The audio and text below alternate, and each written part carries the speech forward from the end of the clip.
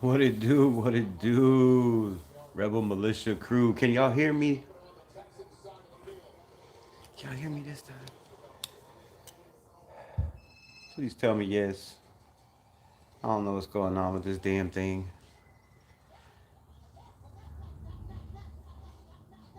Delay. Delay.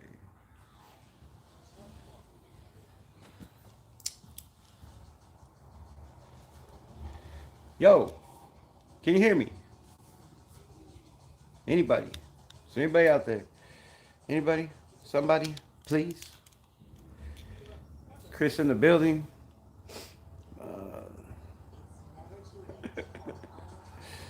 Grim in the building? Can you hear me? You can hear me? Yeah, sweet. Sweet. It's about time, man. I don't know what's going on with this damn phone and YouTube. Crazy, crazy. What's going on? Shout out to Grim, everybody in the building. Grandpa Harold, sound check, testing, testing, 1, 2. Well, it wasn't working a minute ago, man. So, yeah. All right, let's get into it. Max Crosby news. We will talk about that really, really soon. But first, the Tankathon, the Tank Bowl, the Prosper Bowl, whatever you want to call it, right? There's a lot of drama going on all over media about tanking, about teams should be penalized, should be suspended, having picks taken away for tanking. And this is the craziest shit I've ever heard in my life, bro. I don't know what is up with society, but it just seems to be funny that have their panties so much in a wad over a stupid game of two teams that are horrible that I don't think of either one of them are good enough that if they tried to lose, could lose. So you have to be a pretty damn good team to throw a game, right? And I know everybody's, Max Crosby, Brock Bowers is out. The Giants have a list bigger than my record. I'm just kidding. so so it's hilarious, man. We'll talk about that a little bit more. I don't believe the Raiders are tanking. I feel like Pete Carroll is doing everything to keep his job. And stay tuned because we're going to talk about that. Will Pete Carroll be fired? Do they have a new coaching staff already in mind? The little birdie says. I'll let you know in a minute. But as far as the Tank Bowl goes, man, the Giants, they've already said they want the number one pick. I've never heard anybody in the Raiders organization mention the number one pick. Matter of fact, when it's talked about, everybody kind of shuns it and says they don't really care about the number one pick. They're trying to win. Pete Carroll says he's trying to win. Greg Olson says he's trying to win. Patrick Graham says he's trying to win. Max Crosby said he don't care about the pick. Now he's benched, right? And I'm hearing some rumors. Some rumbling and some talk about Pete Carroll possibly, somehow, coming back next year with everything that's happened. Now, I don't know what the circumstances are, but from what I hear, there were some players in the building that are tired of change, right? They're tired of the change every year, a new coach, not having any continuity, not having, any chemistry. So I don't know who the players are, but there's a rumor that, Max is one of those guys that wants Pete Carroll to be around. And again, it's just probably a rumor, but there's a couple people saying it. That's what they're hearing. So I don't know. Now all of a sudden, Max Crosby is on the IR, and once again, for the second year in a row, he will have to have surgery that'll keep him out most of the offseason, possibly going into camp. So not good news for the Raiders, man. Just when you think you have a number one pick, your franchise is going to get turned around. You have your star player that has to have surgery again. Now, my main thing with this is this question has to be talked about. Shout out to everybody in the building. I don't have my glasses on, I can't see. This question has to be talked about, and somebody please answer it. Salute my guy Lawrence. Max Crosby is the playing every single down, every single game, nonstop, from start to finish, over and over again. starting to take a toll on a man's body, right? A man's body that, let's be honest, in his college days was not taking care of that body probably the way somebody should have, right? From all the things that was going on, all the shit that was talked about, all the things we heard. We'll get to that, Lawrence. We'll get to that. Your body cannot take being out there 100% of the snaps. That's why not too many people do it. If they do, it's in a big game that means something, right? A playoff berth, a Super Bowl, right? Something, maybe the Chargers and the Broncos next week, right? Maybe their stars will play 100% of the snaps because they're fighting for the division title, possibly. If the Chargers win this game, come back 17-10, if anybody want to know. Houston's up 17-10 over the Chargers. There's a lot on that game. We'll get to that. But as far as Max Crosby, when you're playing 100% of the snaps, week in and week out, and you won't come out of the game, and you're in a losing season, 4-13 this year, 2-13. You know, it's it's not a good look, and you can't continue to do that at 28 years old. Will be what, 29 next year. That's a lot, bro. At 29, I guarantee you. I know. I never played football, but I did construction my whole life. And 30s, 35, I hit 40. Man, you feel that shit way more at 50. It's painful. It's painful. So the Raiders have been in talks with Max Crosby, and I'll get to the questions in a minute. With Max Crosby, right? Every single year in the offseason, we hear the same thing: trade Crosby. My guy Lawrence, trade Crosby, right? A lot of people in the nation say trade Crosby. A lot of people, say keep Crosby. He's a franchise player. But what about these injuries? These injuries, right? Maybe last year, if you traded him, you could have got 2 or 3 first rounds, depending on who you traded him to.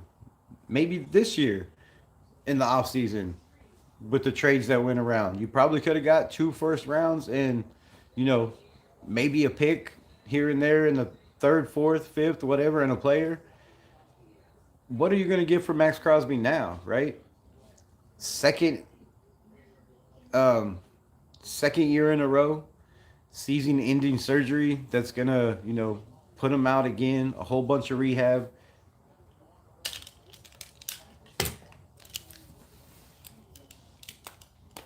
When is it time? When is it time? If you do trade him, if you don't trade him, the Raiders put out a report today saying they are placing Max Crosby on injury reserve. They talked to Max Crosby. They had a conversation. He was not happy with it. He didn't agree with it. He wants to play. He's a warrior, but sometimes, warriors, you have to be, you have to contain them from themselves, right? Every warrior wants to win the battle, will fight till the death. And Max Crosby is one of those dudes. So shout out to the Raiders, for pulling them. And then to come to find out that you have to have surgery at the end of the year. So this man, since I guess the Kansas City game, like I talked about before, and I reported this before, I heard from somebody in an article that I read saying if Max Crosby had his knee drained, that he would make it in time for the game if he had his knee drained in time. And I asked this question a couple weeks ago. Is he having his knee drained again every single week before the game or after the games? And is it the same knee that it was last time that was infected that they were saying could cost him his life? Because, man, if that is, that's a huge, huge, huge issue for this franchise, for Max Crosby, for the Raiders. Salute to everybody in the building that can hear me. I appreciate it. Sound check 1 2 1 2. I seen the movie with the character wearing a Raider hat. Nice. You gotta love those movies. My dad loves the Raiders. Shout out to your dad. This is actually live. Yes, it is actually live. I am doing a franchise with the Raiders, and I am 5-1. Woo wee. Nice. Did you take Gino out? The Raiders are tanking. I think some people in the building, upper management, might be tanking, but I don't feel the Raiders players have anything to do with it. And I think the ones that they know did not get the memo and are not going to be,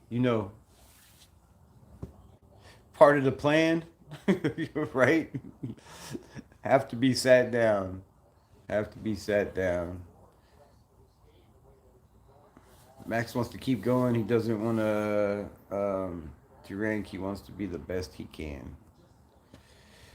But is that a good thing or is that a bad thing, right? I mean, I know Kobe Bryant wanted to be the best. Michael Jordan wanted to be the best.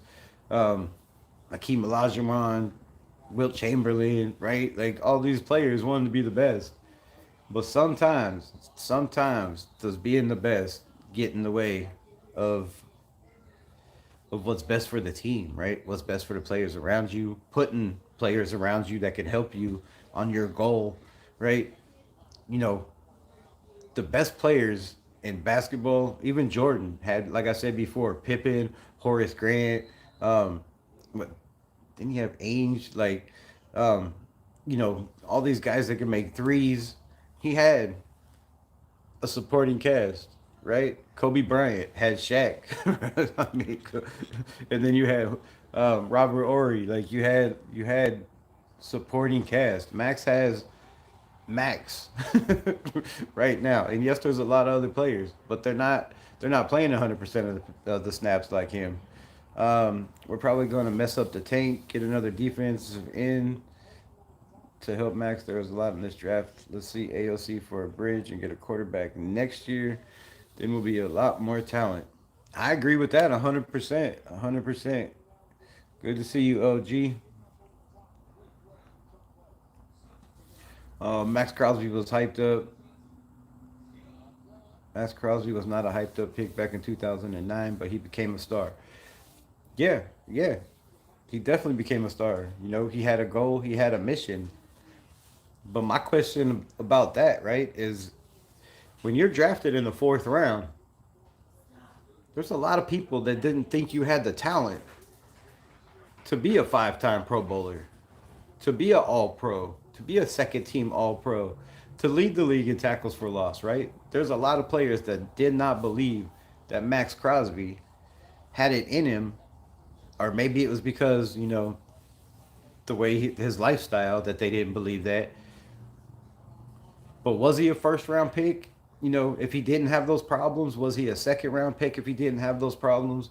Those are questions to be asked. Because my point is, everybody has a ceiling. Everybody has a ceiling, right? You can only get so much better. And when you're constantly nagged by injuries and you're out there playing 100% of the snaps, not 100%, right? Are you going to continue to rise? Or are you going to continue, to decline? What would help the Raiders more for the future? Keeping Max or getting draft picks? Well, I mean, when you look at guys like Louis, what the hell? I don't want to butcher his name. That dude is huge. Louis Latopo or whatever for the Rams, right? I mean, if you look at guys that have been drafted in the first round on defense the last couple years, some of those dudes are amazing. I mean, amazing, amazing, and have upside, a lot of upside, right? They're not getting to, and I'm not saying nobody, anybody's reached their potential or their ceiling. I'm asking, is that a possibility that they possibly could? But draft picks, man. I mean, draft picks. Do you take a 28, 29 year old, $36 million defensive end, the highest paid player on your team, to try to rebuild? I don't think that's part of a rebuild, right? I think that's part of another reload. We got some players, we'll keep those, we'll try to bring in other players, and we'll just keep doing the same thing every single year. So I love Max, everybody loves Max, but we all know if you can get the right picks in the right draft, it's picks. Kobe wanted to be the best, but the helicopter Uber said, "Nah, that's jacked up, bro. You ain't gotta be like that." Jordan played all 82 games as the Wizard as a 40-year-old. Amazing stat.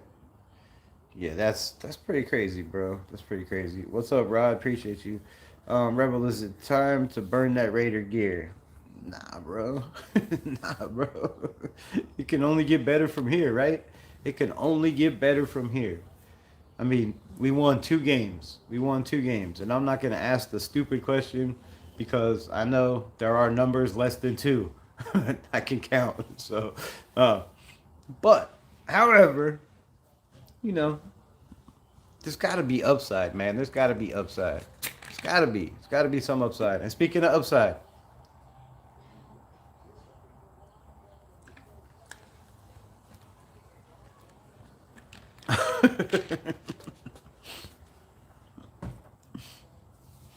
it's messed up, man. You could. I need a PO box so people could send me stuff. I'm gonna have to go get one. I'm gonna have to go get one. But maybe I don't even think the bear would wear it. I don't even think the bear would wear that jersey, bro. Hot take: Miami will beat Ohio State. With who? Carson Beck? That's pretty hot. That's pretty hot. Lawrence, I got a question for you, my guy. Did you know? Did you know that Ruben Bane has 30, 30, 30-inch arms? Not even 31. 30 and 3/4. What's he going to do in the NFL? Play linebacker? I mean, you could play linebacker, but can he cover on the outside? I just have questions about Ruben Bane. And, wait till the combine. I want to see, his RAS score. I want to see his strength, his explosiveness. I want to see all those drills that they do, right? All the fun stuff. I'm sure he won't be in any Senior Bowl or anything like that. But 30? 30-inch arms? 30? He's 6'2". I'm 5'10". I have like 32 something. Bro, 30-inch arms at 6'2"? That's going to be a problem in the NFL no matter how strong you are. You ain't even going to be able to get to guys. Like, you're going to have to be so explosive, have so much bend to even have a shot to get to rush the quarterback. Tony Chef in the building. What's good, my guy? You're still eating Christmas leftovers? Nice, nice. I didn't have any Christmas leftovers. We had Applebee's for Christmas.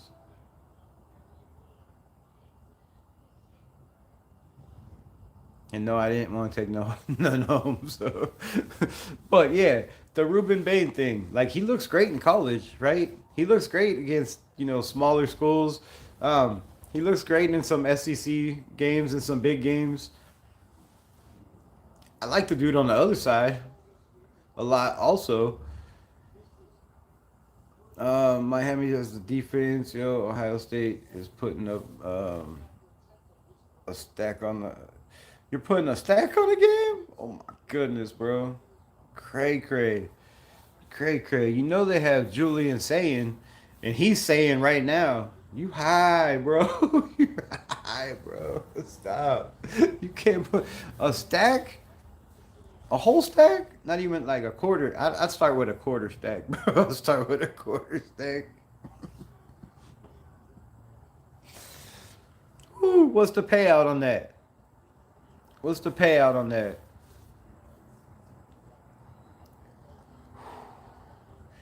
Gang, low-key, I don't want to be rude, but in my opinion, Steelers are way better. Um, I mean, their record is way better. They'd probably win if we played them right now.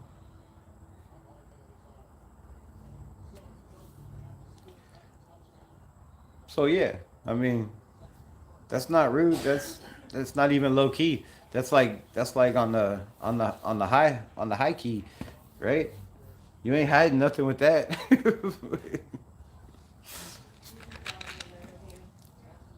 The Steelers got 2 running backs that are running for like 100 yards a game right now.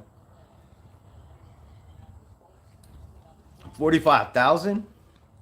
Oh yeah, oh yeah. if I could afford to put a stack on it, I mean, my dumb ass would too. But I don't know, bro. I don't know. Ohio State got some monsters on that offensive line. That's asking a lot. That's asking a lot. And Ruben Bane, I'm telling you, with those little tiny arms, he got those tiny arms. He might struggle in that game. I'd be surprised if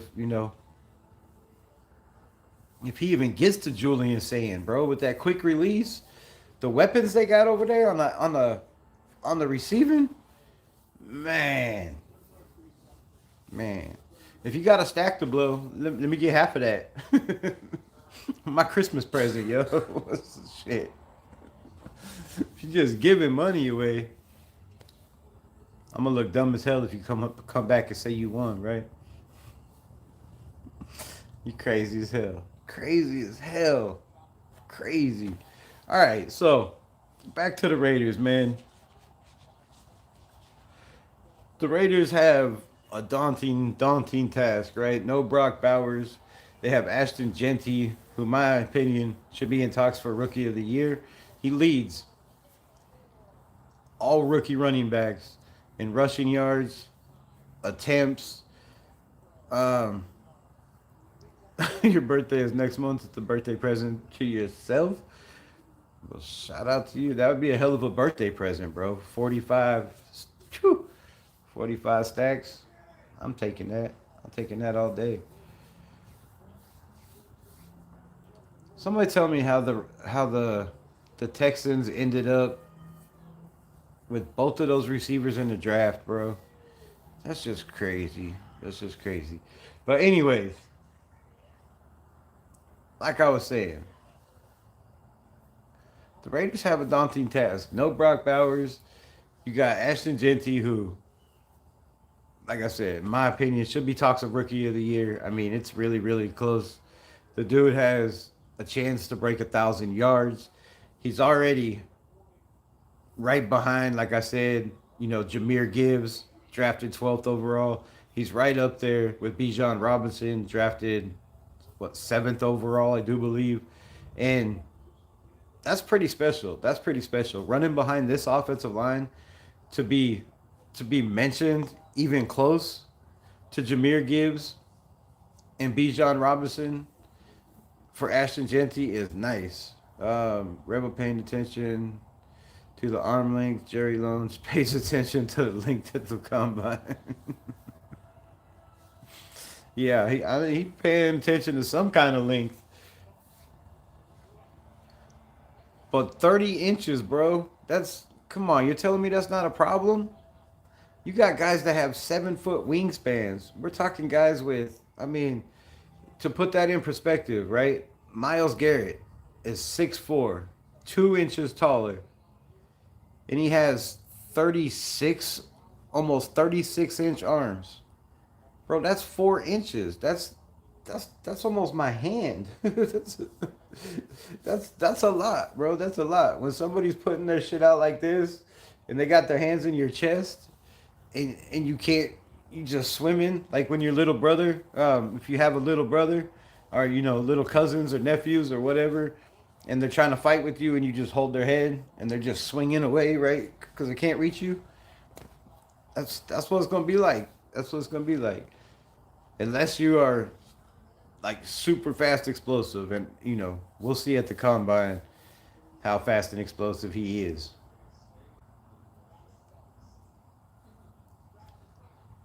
And we'll see against Ohio State, right? That's gonna be a game that tells a lot. That's gonna be a game that tells a whole lot because Indiana, right? Indiana's defensive front, they got pressure. They were in the backfield a lot, and if Miami can't, bro, that's gonna be a huge problem if you can't get pressure on Julian Sand with the targets they have.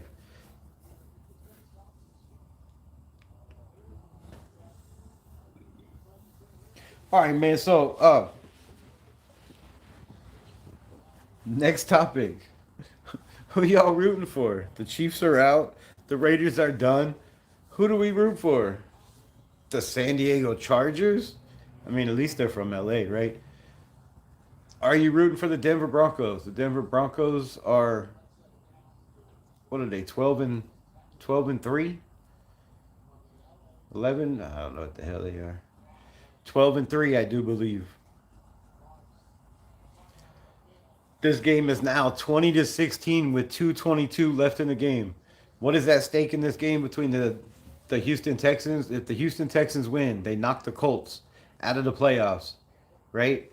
If the Chargers win, they have a chance to win the division against the Denver Broncos next week, a division rival for the win. So this game has a lot at stake.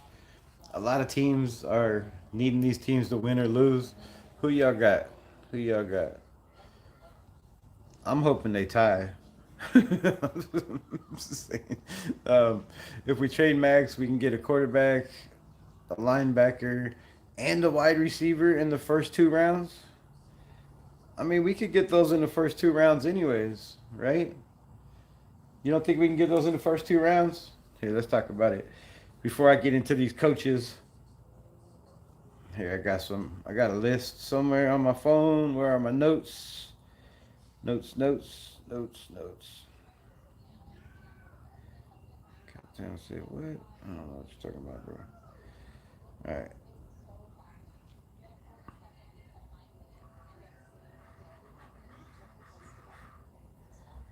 Alright, where the hell are my notes?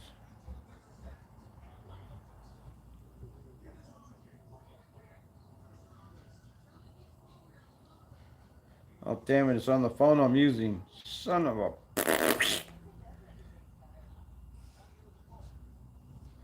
Alright, but those notes are not good, are not good, are not good. But I do want to bring up one thing. Right? Lawrence, who's your quarterback? Is it Fernando Mendoza? Are you hoping Dante Moore comes out? And not comes out of the closet, comes out of the college, joins the NFL draft, declares for the NFL draft? Or do you have somebody else in mind? Do you think we could pick somebody up in the second, possibly third round? Raiders, football in the building. Yeah, I'm back. I had to get it working. I don't know what happened last time. But let's talk about Fernando Mendoza, right? 27.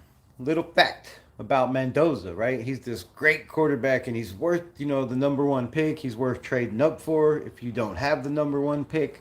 But is he really? Let's talk about it. Fernando Mendoza, 27 of his 33 touchdowns, which is really not a Heisman stat, right? The last couple have had touchdowns in the 40s and 5 or less interceptions, I do believe, that have won the Heisman quarterback wise. But 27 of 33 touchdowns came against teams like Kennesaw State. Anybody know where Kennesaw State is? Let me know in the chat if you know where Kennesaw State is. Illinois State. Indiana State, which is, a state rival, obviously. Illinois, Michigan State, UCLA, Wisconsin, and Purdue. Aiden O'Connell's old school. The other 6 touchdowns, only 6 now, only 6 touchdowns were against Iowa, pretty good team. Oregon, top 10 team. Penn State wasn't even the top 25. Maryland, I don't think they were in the top 25. And Ohio State. He has combined six touchdowns and 5 interceptions in these games against Oregon, Ohio State, Penn State, and Maryland. Penn State, of course, has a good defense. If you watch the game today, it was a defensive battle pretty much the whole entire game. But are those stats Are those stats number one pick stats? I don't think so. I know so. I don't. I just don't feel like this dude is worth the Raiders picking if they end up with number one, which there's still a long way to go, right? You still got to lose two games, which is going to be hard against these two teams. But those stats do not say, oh my God, I have to do everything in my power to draft Fernando Mendoza. None of those stats. Birds also talking about people behind their backs. We think they are chirping because they're happy, but they're really talking shit about us and mucking us off. I have a little birdie that's in my ear all the time, all kinds of telling me all kinds of shit. Um, the Chokers are choking, losing to the Texans 20-16. They lost. It is over. Final. Done. Kaput. The Texans move on to the playoffs. The Chargers, well, they'll be battling for a wild card. Alabama will beat Indiana, and Ole Miss will beat Georgia. Should I take the spread? I'm just asking, bro. Just want to know. Um,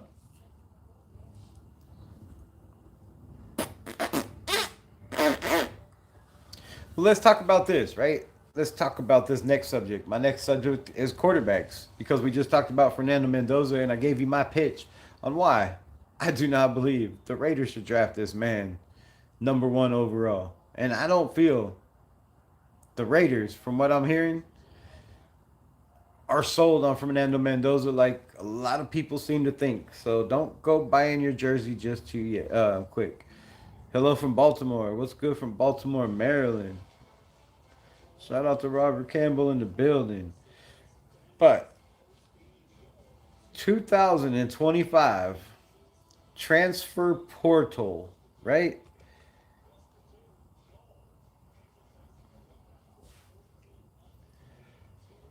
There are top 25 quarterbacks in the transfer portal.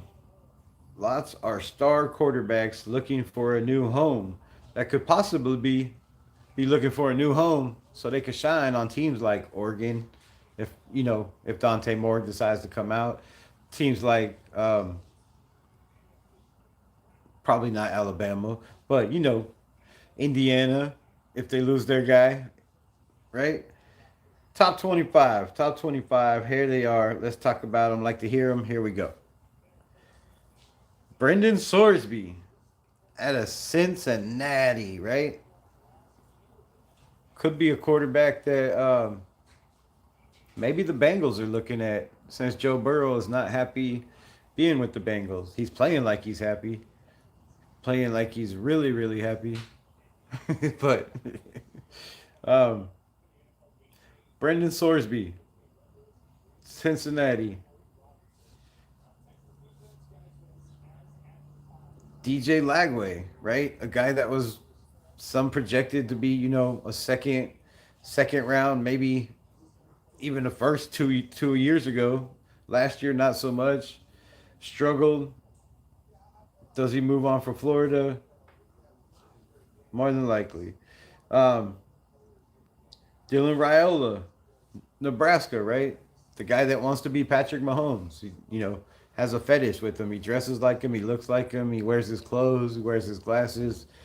Uh, you know, maybe he goes to Texas Tech, right? Maybe he goes to Oklahoma. I don't know. Um, we'll see what John Mateer does.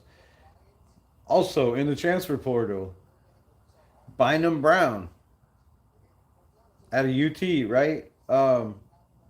Roscoe Beckett out of Iowa State. Josh Hoover. What's that? Fresno Bulldogs? I don't know what the hell that is. I do not know what that is. Kenny McKinney.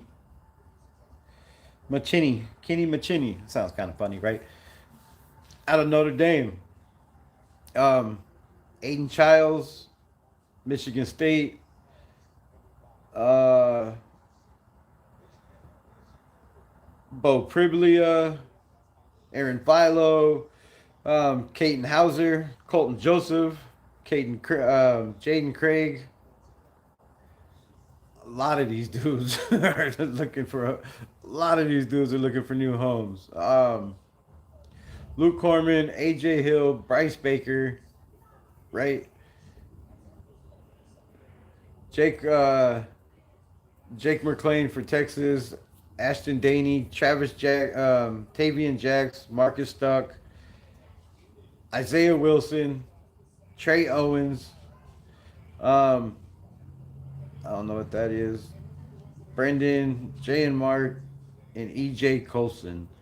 That is 25 quarterbacks transferring right now. Cool Palmer, what's good, man? Thank you so much. Merry Christmas, much love. I'm 16. I'm interested. Hello, my name is blah blah blah. 16 currently. Nice. Well, we are not hiring on Raiders Unleashed, but appreciate you. Um, did you hear they arrested the devil? Yeah, man, they got him for possession. That's a good one. Shout out to you, man. Shout out to you. That's funny shit. I like it. So, there is a lot, bro. There is a lot of quarterbacks that could be projected to be in this draft, right? And one is the name that I'm hearing, Arkansas Razorbacks, Taylon Green. Taylon Green. I told y'all at the beginning of the season, keep an eye on Taylon Green. Now, he had a way rough year compared to what I thought he was going to have. It didn't turn out like it was supposed to, right? Arkansas had no defense. They were the one of the top scoring teams in all of college football. They were the top point scorers. They were the top yard scorers, offense, passing and rushing, and they just couldn't win games. But Taylon Green, 6'6", right? Not the best processor, but has a rocket arm. Had 1,300, almost 1,400 yards in 2 years at Arkansas. Can run the ball. Probably one of the best, mobile quarterbacks in all of the draft. But he's got to work on processing, right? Processing, decision making, and that's a big problem in the NFL. But with the right quarterback coach, you know, in the seventh round, I think that's a dude you can easily pick up and bring a guy in, even if you do get a quarterback this year, right? In the top, first round, second round, third round.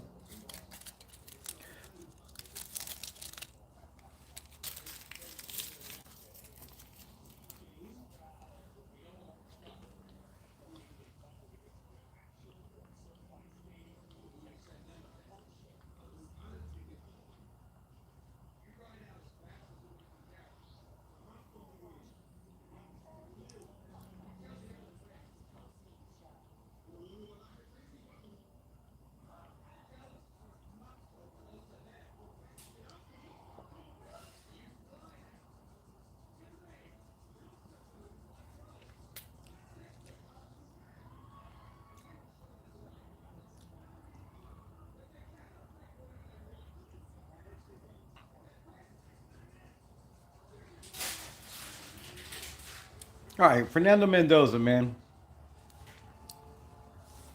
Two great receivers, offensive line, one of the best coaches in college football right now. And like I said before, he's got one of the best defenses in college football, right? I mean, just look what they did to Ohio State. Hopefully, for my guy Lawrence, you know, Miami could do the same thing to Ohio State, so my guy could get paid. Um, Wait, does it say what year? Hold up. One more. El Segundo. Yeah, here we go. That's what I wanted. That's what I needed. All right.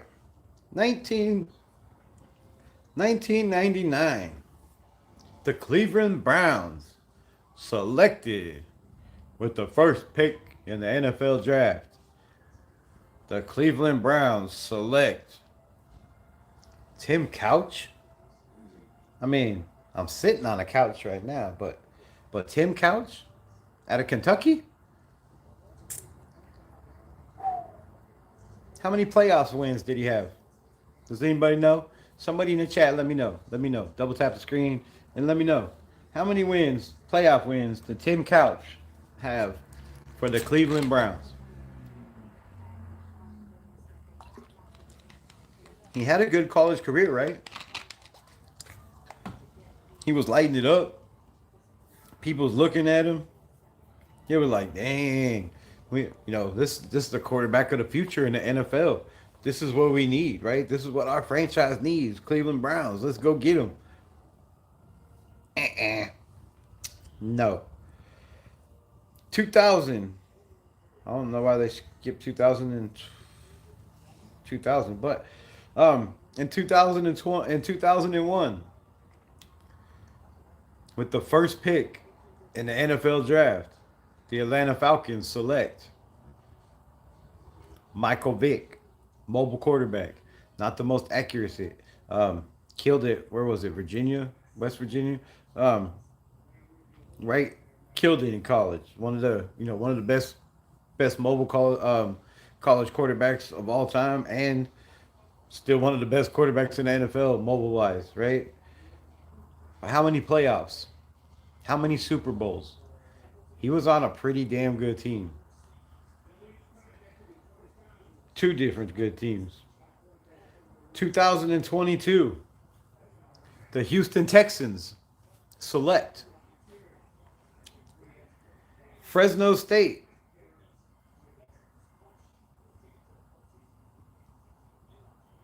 David Carr. David Carr. Fresno State had a hell of a career, right? That's why a lot of people were like, this is the guy, man. We got to have this franchise quarterback. This is the dude that's going to turn our franchise around.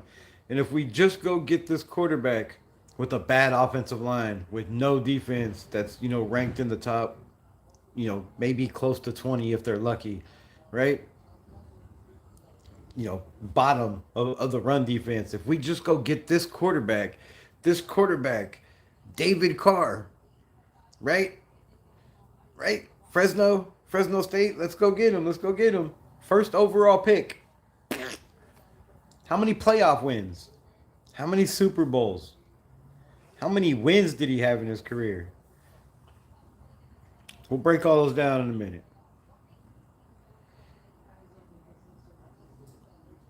2003, the Cincinnati Bengals. Seen this kid at a USC, right? Slinging the rock, throwing it 60 yards downfield, wide open touchdowns, 500 yards a game, killing it in California, right? With a special coach. Anybody know who that coach is? Anybody know who the coach is that had Carson Palmer in 2023? Anybody? Anybody? No, I don't use beard oil. What kind of question is that? But yeah, with the first pick in the 2003 NFL draft, the Cincinnati Bengals select it's Carson Palmer, bro. Carson Palmer. He had a pretty solid career. But did he ever turn a franchise around? Was he ever that guy that went out and just won them games when the defense didn't show up? When the offense had drops, when they had no running game, when the O line was getting sacked, getting them sacked 3-4 times a game, right? 2004, San Diego Chargers trade to the New York Giants for Ole Miss quarterback Eli Manning. Now, Eli Manning, first overall, went off to have a very solid career. Won some playoff games, beat an undefeated New England Patriots team in the Super Bowl, right? With another coach from the Raiders, Antonio Pierce.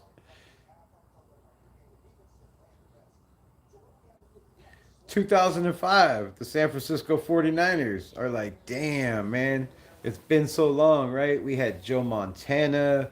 We had, what the hell? Steve Young. We had Joe Montana. We had Steve Young, right? We had, who's the other quarterback they had took them to the playoffs? It was not very good. Somebody let me know, right? Pretty much always had a good team, always had good defense, pretty good offense, right? You're my favorite streamer. Love you. Mike Sanchez, love you too, man. Appreciate it, right? San Francisco 49ers are like, "Dude, we need a quarterback."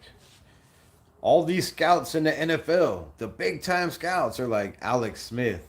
Alex Smith is your guy. He's a can't miss, right? He's the number one pick in the draft. I don't care if you need defense, wide receiver, running back, linebacker, corner, safety. There was a lot of those. There was a lot of those in 2005. Nah, we're going with Alex Smith, right? Alex Smith had a decent run with the 49ers. I think he won a couple playoff games. He goes to Kansas City. I think he won a playoff game also in Kansas City. But was replaced by Patrick Mahomes, a couple years later. Um,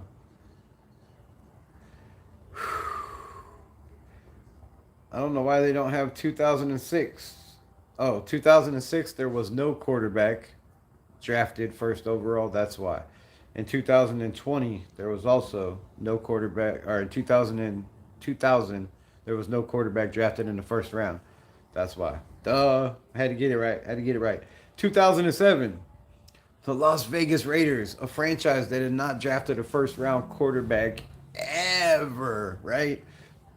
The nation was waiting, begging, dying. Please, please, we have the first round pick. Get us our franchise guy. Well, they select LSU's Jamarcus Russell. Jamarcus Russell was the talk of the town, bro. Jamarcus Russell lit it up, kind of the same way Joe Burrow did, kind of the same way JD5 did.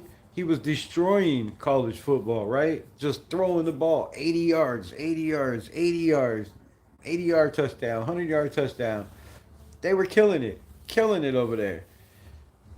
Al Davis said, "Oh, the NFL is changing. I'm way ahead of my time. We need to go get a mobile quarterback. Let's go get Jamarcus Russell, right? A big giant guy can throw the ball 80 yards on his knees." How many playoff games did he win? How many Super Bowls did he win? Hell, how many games did he win at all? how, how many games did he win? Picked number one. How come my likes keep going down? Damn, it went from 25 to 17. How you take your likes back? That's some bullshit. Crazy. Don't double tap the screen too much. um, Detroit Lions. 2009, right? 2008, there was no first round quarterback selected. 2009, the Detroit Lions. Seen a kid in Georgia, right? Out there slanging it. I think they won the national championship that year. And, you win the national championship. The highlights are on you. It's always the quarterback that wins. It's never the defense or the coach or the assistant coach or the quarterback coach that got this kid prepared. It's none of those guys, right? It's just always the quarterback. That's the society we live in. So the Detroit Lions in 2009 select Matthew Stafford out of Georgia. I'm not even going to talk about the time he spent in Detroit, but for a first overall pick that thought all they needed was a quarterback, that's all I got to say. Now, he finally gets a savior and gets traded to the Rams and wins the Super Bowl there, and he's been in the playoffs every single year. But it only took 10 years to get to that point. Do the Raiders have 10 years to wait for a quarterback? The answer is no. In case you was questioning it, right? In case you was questioning it.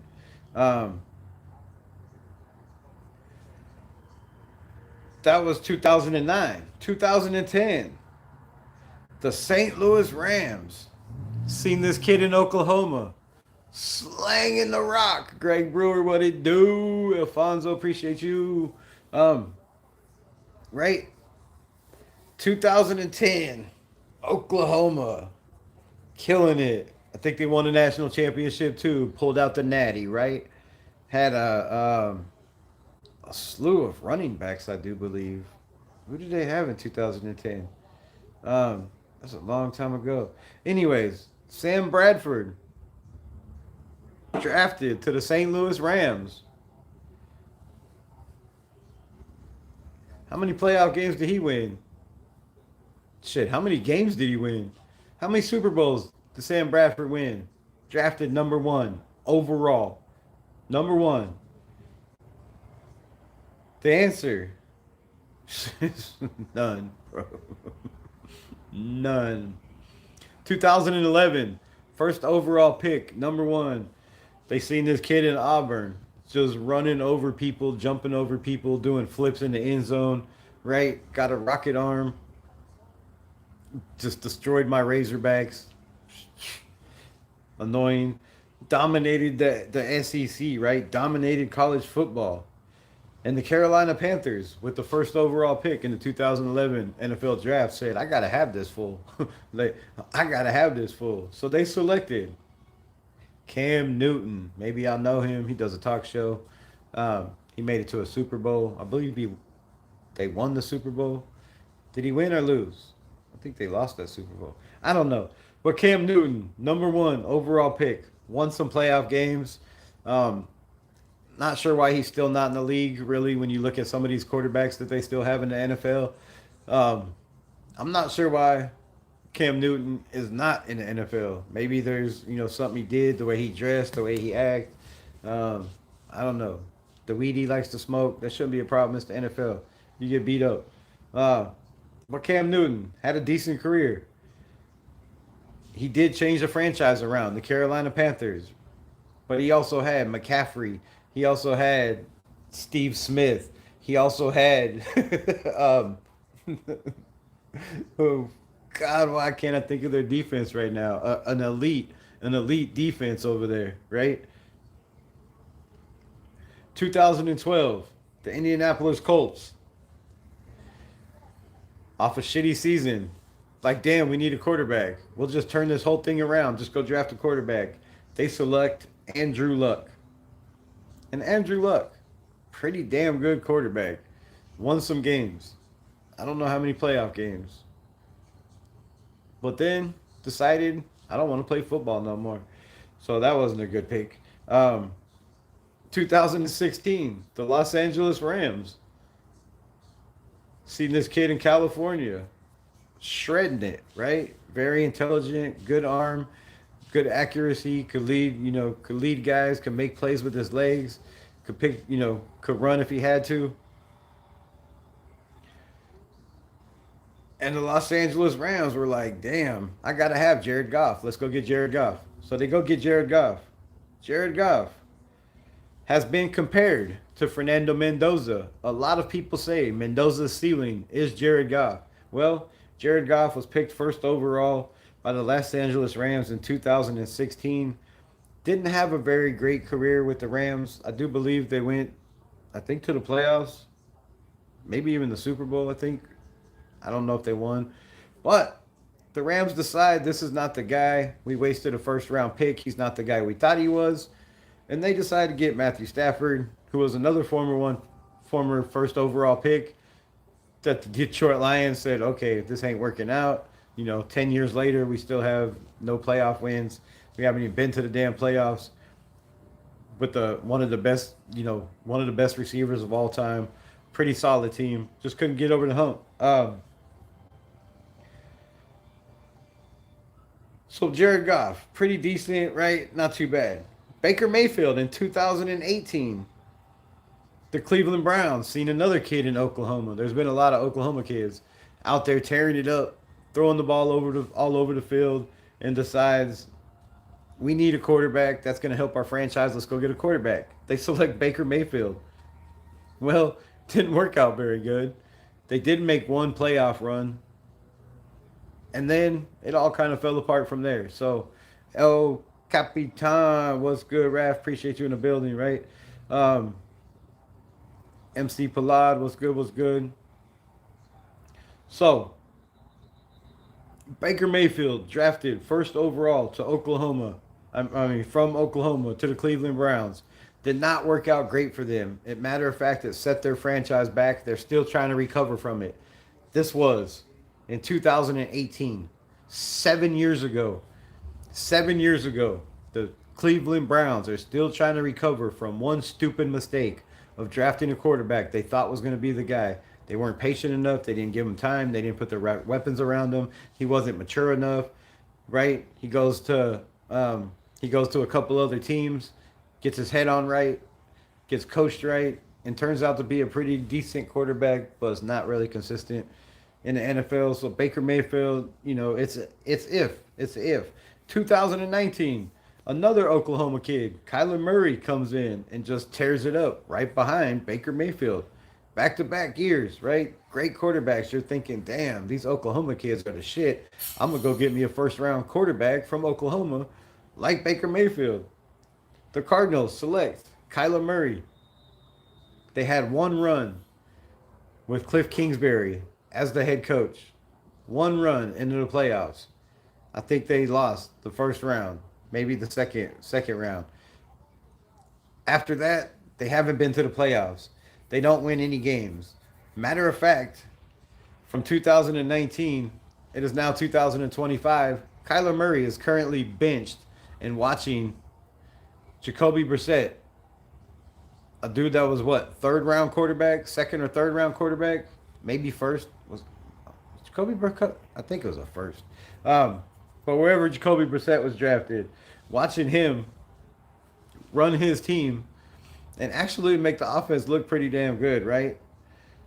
2020, Joe Burrow, the Cincinnati Bengals, have another first round pick. They're going to swing for the fences again. Carson Palmer didn't work. They go get Joe Burrow. He makes it to the playoffs, beats my Raiders. They make it to the Super Bowl. They lose. They've never been back. One of the best quarterbacks in the NFL. Throws for 42 touchdowns a season, 4,000 or 5,000 yards every single year. Can't make it to the playoffs. But the Raiders need to go draft a kid like Mendoza? I just don't understand this. Trevor Lawrence, right? 2021. It is now 2025. 4 years ago, Trevor Lawrence, the Jacksonville Jaguars, draft a kid out of Clemson. Another kid tearing it up, can throw the ball down the field, 60 yards, has a great arm, decent accuracy. Long hair, pretty boy, right? Can run. Everybody's like, oh, that's the number one pick. He's great, right? The Jacksonville Jaguars draft him. He has an okay year. They make the playoffs. He struggles. They get a new coach, and bam, Trevor Lawrence is a new person. He looks like the first overall pick. Selection was the right pick. The team had patience, right? Two different coaches, a couple of offensive coordinators. And Trevor Lawrence looks like, it panned out and it paid off. And then it gets better from there, right? It gets better from there. So since 2020, the first quarterback selected in the draft with the first pick overall has been pretty decent, right? It's been pretty decent. You had Trevor Lawrence. Then in 2022, there was not a quarterback selected first overall. In 2023, the Carolina Panthers seen a kid from Alabama win the national title. Was out there, killing it with one of the greatest coaches in college football. They're like, damn, let's go get this quarterback. That's all we need. We're one guy away, right? Let's go get our quarterback. They decide to draft Bryce Young. Actually, they trade up with the Chicago Bears. They trade up draft capital to go get Bryce Young in 2023. Well, 3 years later, he's starting to pan out, right? They benched him. They put in Andy Dalton. They struggled. He got hurt. They put him, another quarterback in front of him. I think Andy Dalton again. And now it seems to click, right? It's all coming together for Bryce Young. It's starting to slow down. They're giving him weapons. They will be battling this weekend. Jason Ruiz was good. Candy Angel was good. They will be battling this weekend for a playoff berth. But Kyler Murray, not Kyler Murray. Where the hell am I? Bryce Young, right? Bryce Young, a first overall pick. It's taken a while for it to pay off. It wasn't the first year. It wasn't the second year. They had other needs, right? And now that they've got some weapons around him. Now that they have a running game and Rico Daddle, right? That's starting to pay off. 2024, Caleb Williams out of USC, another Oklahoma kid, I do believe, but out of USC, transfers to USC, doesn't have the greatest year that he did when everybody started seeing the lights on him, but drafted, 2024, first overall. Wasn't great his rookie year. This year, got a new head coach, got a new offensive coordinator, and the Bears are on the road to the playoffs, right? And we'll see where that goes from there. Cam Ward, right? Everybody was like, Cam Ward's the guy. This is the future. There were people that were trying to trade up for him. The Titans want nothing to do with it. They drafted Cam Ward. Well, the coach that drafted him is now fired and looking for work, right? So Cam Ward selected first overall, and those are the last 25 years of quarterbacks. So out of the last 25 years, let me go through this. Um, Quarterbacks that have won a Super Bowl or a playoff game in the last 25 years. Nope, nope, nope. Trevor Lawrence, I think, has one playoff burst, so that's one. Joe Burrow has a couple playoff bursts and been to a Super Bowl, but he lost, so that's two. Kyler Murray, no. Baker Mayfield, no. I think Baker Mayfield has one playoff win, possibly two. Jameis Winston, no. Jared Goff has some playoff wins. That's three. Andrew Luck has some playoff wins. Cam Newton, playoff wins and been to a Super Bowl. Sam Bradford, no. Matthew Stafford, yes, that's six. Jamarcus Russell, no. Alex Smith has won playoffs, no Super Bowl. Eli Manning, Carson Palmer has won playoffs. Michael Vick, that's nine, bro. Nine. Nine quarterbacks in the last 25 years that have been drafted first overall because a team needed a quarterback or they felt the quarterback was the way to go. Nine of them. I don't know what percentage that is out of 25, but it's not a very high percentage. Nine of them have won playoff games.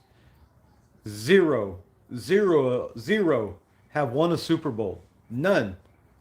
So you're telling me with the first overall pick that Mendoza is a safe bet to turn this franchise around and get it to where it is, then I'll tell you yes. If you're into mediocrity, if you're into being 6-8, 7-9, whatever flip the number is, if you're into being 8-9, 7-10, right, 6-11, if you're into that, if that's good enough for you as a Raider fan, then go draft Mendoza, just jump for the future.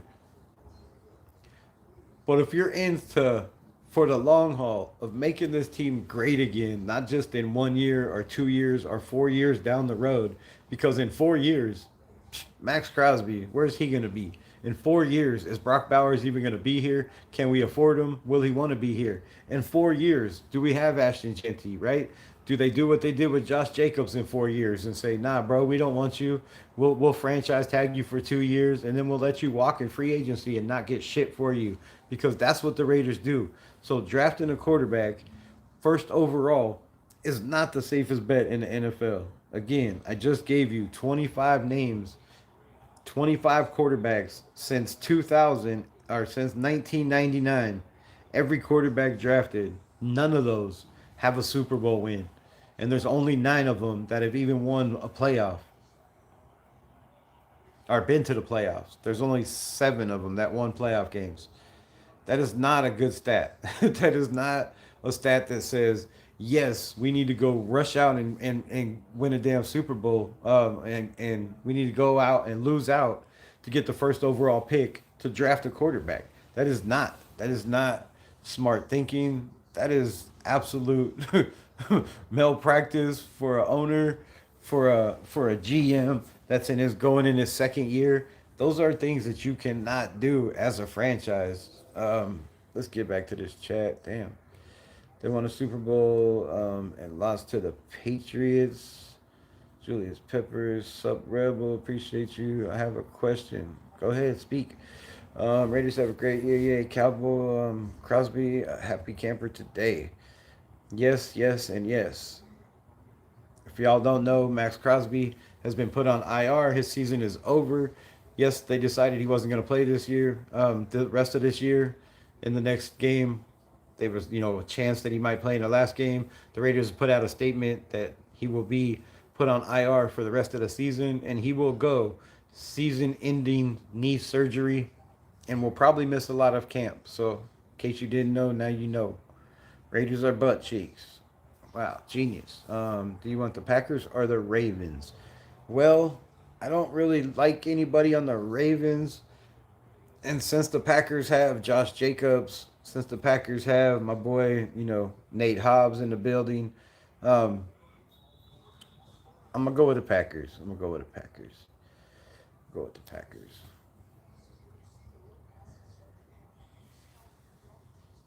Who you going for? Raiders 2026. Um, will be just as bad as they are now. No, I think next year will be 12-5. You heard it here first. We'll just keep picking 12-5 till we get there. Hey Rebel, I sent Peeps a bag. Oreo wants to be a mod. Peeps when she comes back, ask. Okay, all right. I thought she was already. What's up, Jason Ruiz? Appreciate you. They will never win a Super Bowl, bro. You crazy? We about to go on a streak and win like 3 in a row. Oh, they've won 3 and we about to get a couple more. Don't worry. Yes, thank you. 78, 80, and 83. What a 5-year run that was. Right? 6-year run. 6-year run. Come on. Find me a team other than the 2 teams. Find me another team had a run like that. 31-0. Go Birds. We're not playing any Birds, so I don't know what you're talking about, bro. We are playing Giants. Giants that are playing small. I was sent to you by Candy Oreo. What's good? Appreciate you. Oreo's one of Candy mods. Rebel. He would like to be a mod here. And we don't just hand out mod ships, right? You gotta come hang out. You gotta talk. I gotta get to know you. You gotta be cool. No, I'm just Let's just make people mods. What are you doing over here? Jeez Louise. Come in and start modding people. You gotta earn your shit. Raiders need to clean house except for Max and Brock. You know, Max Crosby. Come on, man. 100% of the snaps, like 10, 15 times a season. It's taking a toll on his body. It's taking a tremendous toll on his knees, on his ankles. 2 years in a row with surgery. The man is, hurt every single year. His numbers, I'm not saying are declining, but we don't have anybody around him to take the pressure off him, to take the double team away, to take the triple team away. And there are other teams that have that could just, give him what he wants to be the greatest and compete for a championship. And we don't have that. So I'm good with Max being here, you know, but they're going to have to put a pitch count on Max Crosby. Pitch count Max Crosby, because you can't just let this man go out here and play every single down because he wants to. You have to be a coach. You have to have discipline, and you have to have rules. You have to have rules. You can't tell me that if somebody's constantly chasing people up and down the field all the time, right, for 60 minutes, and their defense is constantly on the field, that dude is not going to get tired no matter how bad his stamina is. I'm going to tell you bullshit. Bullshit, bullshit, and more bullshit.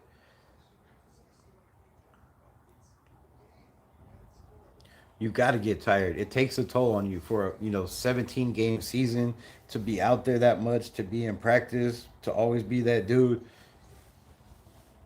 It takes a toll on your body. First one more drafted since Hurts only one drafted since Mahomes to win the bowl. But he wasn't number one overall, was he? Gina Upshaw is what? Gina Upshaw is not walking onto the field, bro. Keep dreaming. We might have another Gene Upshaw in the building. You don't know, bro. I'm managing the Moz. That's why. You don't do nothing. I'm the manager here. Did anyone else sleep out on that 880 the night before the Ravens playoff game? No, I don't know.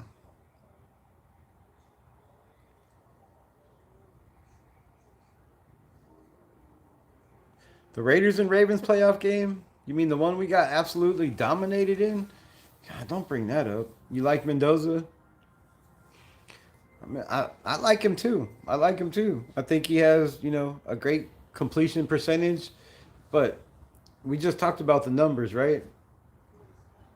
26, 26 of his 33 touchdowns, which is not great for a, Heisman number, but 26 of Mendoza's 33 touchdowns came to teams that were under 500. Some of those teams had 2 or 3 wins. He only had 6 touchdowns to 5 interceptions against Ohio State, Oregon, Penn State, and who was the other one? In Maryland. In Maryland. Those 4 games, he had 6 touchdowns to 5 interceptions. Those aren't impressive numbers to me. There is nothing about that that screams, "Oh my God, be a Raider, bro." Not nothing to me. I've always liked the Raiders. Grandpa Harold, appreciate you. I love the Raiders. They're my favorite team. My favorite team. What is my back doing over here? Oh, let's go Texans. Right? Good win. Good win for them. Oh, is the other game already started? Damn. I didn't get my bet in. Damn it. First jersey I ever wore was a Raiders jersey. Shout out Oreo. Nice. Raiders do good with Mexican quarterbacks. Oh, so now we're just picking quarterbacks because of their heritage? Come on. That's crazy. That's crazy. That doesn't mean shit. That doesn't mean shit. I mean, yes, we've had, right? We've had some good ones. Tom Flores. Was Jim Plunkett? I don't know what I don't know what race Jim Plunkett was, but Tom Flores. If Plunkett was, then I mean, damn. Yes, we've had some good ones. We've had some decent luck. Killer, what's up? What's good? Appreciate you. Max Crosby to the Bears, please. No, no, no, no, no. Unleash Raiders. Shout out with the $10. Smackaroo. Raiders suck. Bad that the Chiefs beat you 31-0. Yeah, that's all right. You ain't in the playoffs, so I don't care. Max Crosby is not going to the Chiefs. Good Lord, no. It can be better, though. I hope so. Raiders are so trash. It's not nice. Is that where you want to be when Jesus comes back? Talking about my beat up Raiders? Messed up. Fork, I was sitting in your corner. My favorite part of the game is the pregame tailgate. Right? You like to get tore up? Then when the game starts, ready to go. The Raiders are great, though. Yeah, especially their tailgates, man. Nothing like a Raider tailgate, right? Nothing like a Raider tailgate. Food, alcohol, if you're into that, music, silver and black. Who doesn't like silver and black?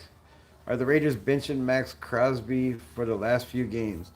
The Raiders are not only benching Max Crosby for the remainder of the season, but he will go.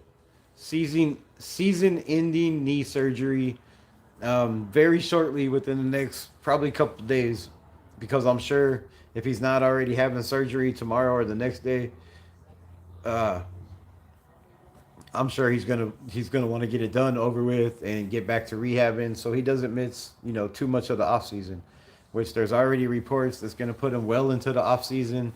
So if they do have a new head coach, if they do have a new defense, Max Crosby is gonna be behind the 8 ball. I don't watch football, mama. Says it's the devil.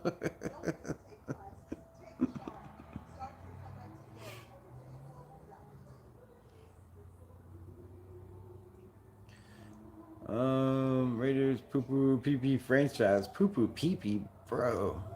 That's that's cool. I'm cool. I brought some fresh water. Nice.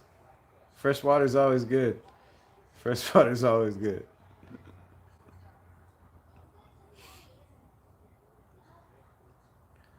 I was the water ball on the high school team, so I could work out, right? As long as people are thirsty, as long as people are thirsty, you'll be good. If we get Miles Garrett, problem solved. How are we gonna get Miles Garrett, bro? Why would the Cleveland Browns ever give up Miles Garrett? Like, Miles Garrett has had 10 sacks every single season of his career. He's an absolute freak of nature. He's top five in tackles for loss.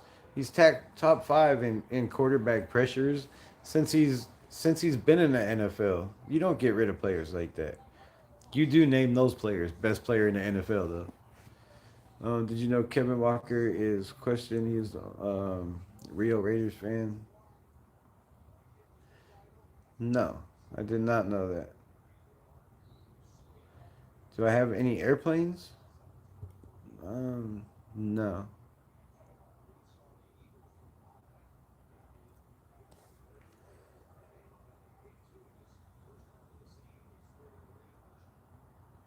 Raiders suck. That's not nice, bro.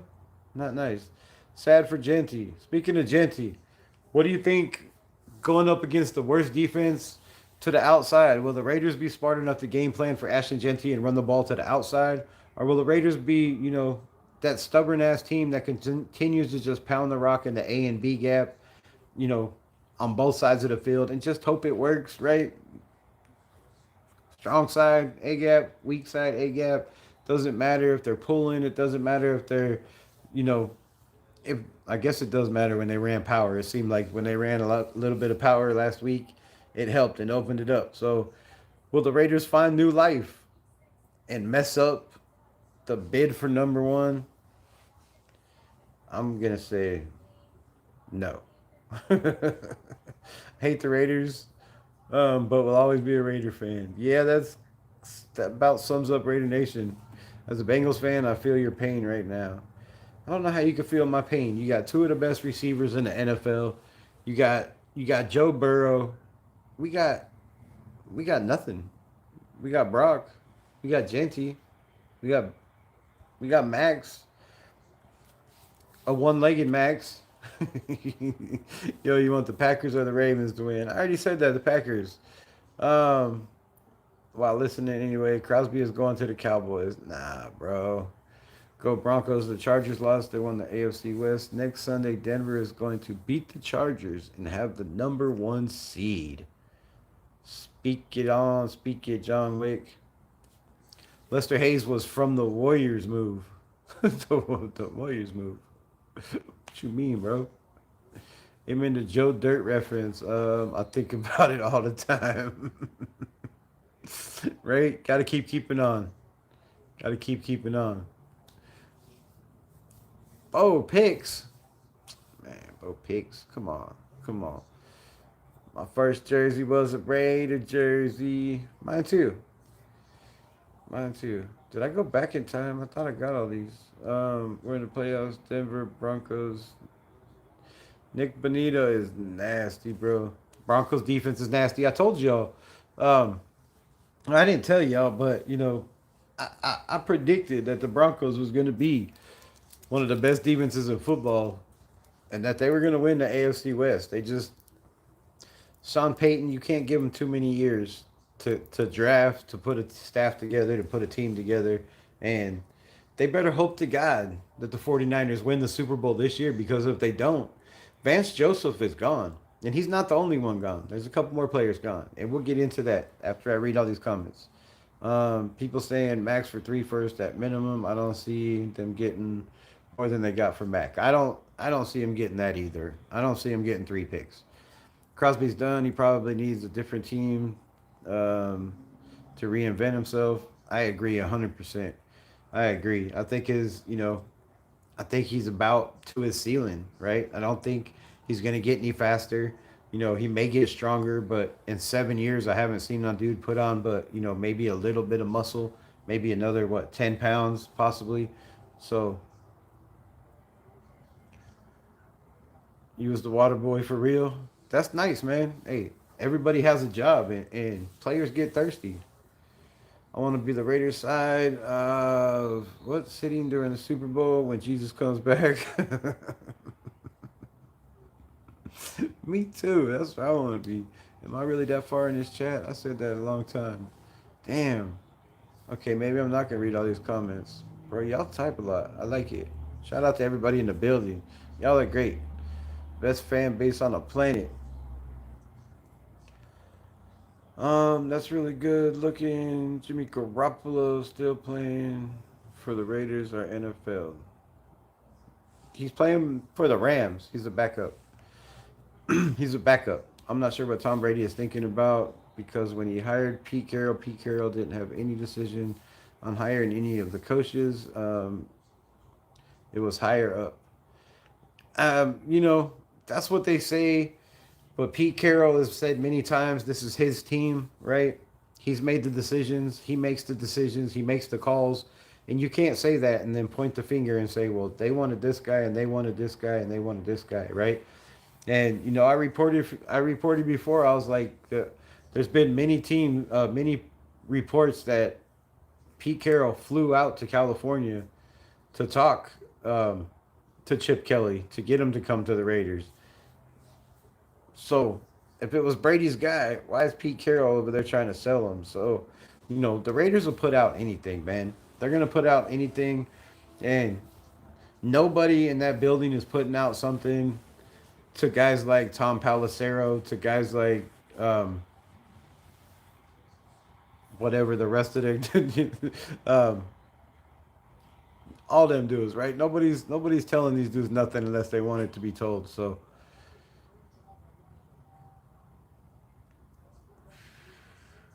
Miles Garrett signed a contract last year. What a hell of a year talking about. He's not going anywhere. Yeah, man. And that's Geo in the building. What it do? What it do? That's how it should be, right? When you sign, oh, I'm already to the bottom. Nice. That's how it should be, right? When you sign a hell of a contract like that, when you get paid the big bucks, like Geno Smith, right? When you get paid that money, yo, you should put your money where your mouth is, and you should do your job. But some people don't. All right, man, let's get into it. Hour and 22 minutes. I'm not trying to be on here too long. I don't want to take up y'all's time. I say the Chiefs are winning. We got this. Chiefs are winning what? Against the Raiders? I hope they do, man. I hope they do. I hope they do. I hope they do. Are you circumcised? Bro, how many times you gonna ask, soldier? If I tell you the answer, will you stop asking me? If I tell you, will you stop asking? That's all I want to know, bro. That's all I want to know. All right, so I did some research, right? I did some research. And the Raiders, if they get rid of Pete Carroll, which I told you, the little birdie in my ear says, don't be surprised if Pete Carroll returns to the Las Vegas Raiders next year with a different offensive coordinator, with a different defensive coordinator. That's right. He's trying to point the fingers and blame everybody but himself. So, these are the names that I am hearing, not in any order, but the little birdie said, keep an eye on these names for the Las Vegas Raiders, and I'm going to shorten them down, and I'm also going to pair them with the offensive coordinator and a defensive coordinator because, anybody can go up here and Google on the internet, right? Who's the top hottest coaches in the NFL, and then come up here and try to say, oh, I like this coach, and I like this coach, and I like this coach, when everybody and their mom is talking about those coaches, right? So I ain't about all that. I'm gonna come up here. I've been taking a couple weeks. I've talked time. I spent lots of time going through researching, seeing what they do, what coaching trees they come from, you know, Wikipedia, who they coach for, going back and watching some highlights of those teams to see, what I think could possibly help these Las Vegas Raiders. and who could possibly help the Las Vegas Raiders, right? So, right off the rip, a lot of names I've told y'all before. One that I'm hearing a lot, maybe not for the Raiders, but just in the coaching cycle. And the Raiders would be stupid to not bring him in and at least pick his brain because he's played for a rival team. He's the reason that this rival team is sitting at 13-3 right now, and they are about to possibly win their division, next week, um, in a playoff battle. And that guy is none other than Vance Joseph, right? Vance Joseph is a huge, huge part of this defense, or not this defense, but the Broncos defense, and he's a huge reason why they are who they are, why their defensive, well, not the defensive backs. We'll get into that here in a second. Where the hell did that go? Yeah, hold on 1 second. All right. So Vance Joseph, another name that I'm hearing that is circling around the Raiders, right? I've heard it. I've talked about it. I said, this is a guy that the Raiders should probably look at. But now that I've been looking at the Rams defense the last couple of weeks, when it's coming down to playoff time, yes, they have a bunch of young guys, but they're giving up a lot of points per game. They're giving up a lot of rushing yards. And Chris Shula is the guy that I'm talking about that is kind of scaring me, right? Yes, he comes from the Sean McVay tree. And yes, you want to pluck, pluck, pluck all the players and coaches you possibly can from the Rams and the Sean McVay tree because it's worked around the NFL. It's worked. It worked with Matt LaFleur that went over to the Green Bay Packers. It's worked with what you call it over there in Minnesota, right? It's worked with defensive coordinators that are top defensive coordinators right now that are possibly in the running to get new head coaching jobs in this head coaching cycle. But Chris Shula is a name that I'm hearing an awful lot, and I'm sure you've already heard that name. Jesse Mentor is a name I'm hearing. Again, I've said this a million times. Um,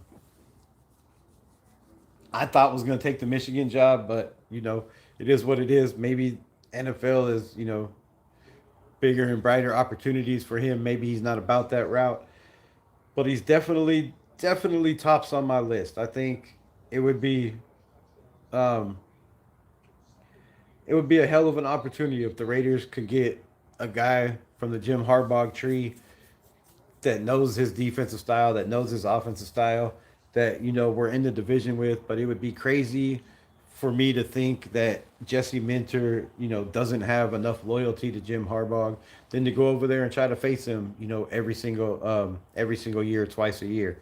So Jesse Minter is definitely a name I'm hearing. Um, Jeff Hafley, the Packers defensive coordinator, is a name that's circling around the NFL an awful lot, right? So I went and did some research, and I was like, man, I like Jeff Hafley a lot more than I thought, right? It's not a name that I knew, right? It's not a big time name. It's not a retread, but it's a guy that a lot of people are saying is that executive type, right? He's already kind of, um, the GM role. Very good with personnel, knows how to talk to players, knows how to get the best out of players, knows how to identify players' strengths and weaknesses and use them to their advantage. And Jeff Hafley is a name that I'm not hearing around the Raiders yet. But if he does come in for an interview, man, it would be hard for these guys to really let him leave the building with his philosophy, the way he thinks, is what I'm hearing. So, Jeff Hafley, another name to watch. Mike McCarthy, we've heard, that cycle, not with the Raiders. Clint Kubiak, not going to happen with the Raiders unless, something crazy, crazy happens. But I just don't see it. They would have got him last year.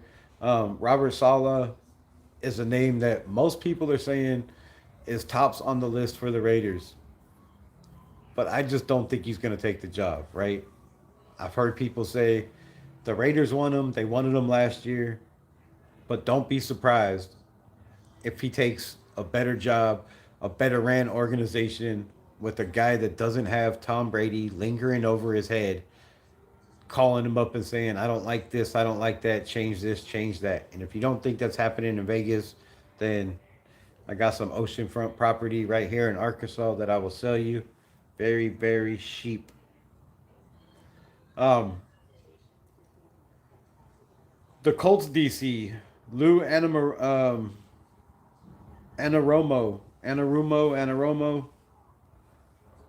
another name that circled around last year, right? Circled around last year.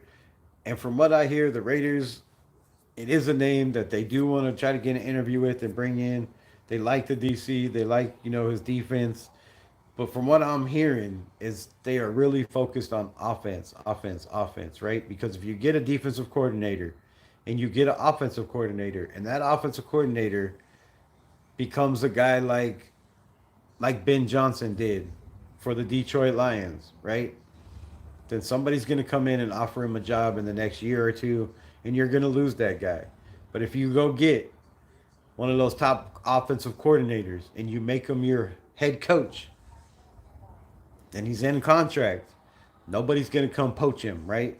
So he might make another offensive coordinator, bring in a coordinator that loses his job also. But as long as you have an offensive minded head coach, you're not losing your offensive system, your philosophy, and your culture building process. So two names, Robert Saleh, I've heard a lot, and on defense, Joe Brady is a name that everybody's hearing right around this coaching cycle. I don't, you know, I'm not hearing for the Raiders, right? I asked and they were like, man, more than likely not with the situation with Tom Brady. And that seems to be the answer I've got from everybody and it's not like a whole group of people that I know, but the couple people that I talk to that know people, they're like, there's a problem. There's a problem in this organization, and it starts with the top and the people that are in charge and the direction that they have and they want to go with this organization. Which, man, that's a huge, huge problem, right? So Joe Brady, a lot of people want Joe Brady to come in because he's an offensive-minded coach. We all know what he did with Burrow at LSU.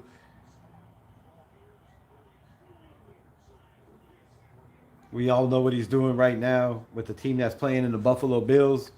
Um, and he's good at quarterbacks, right?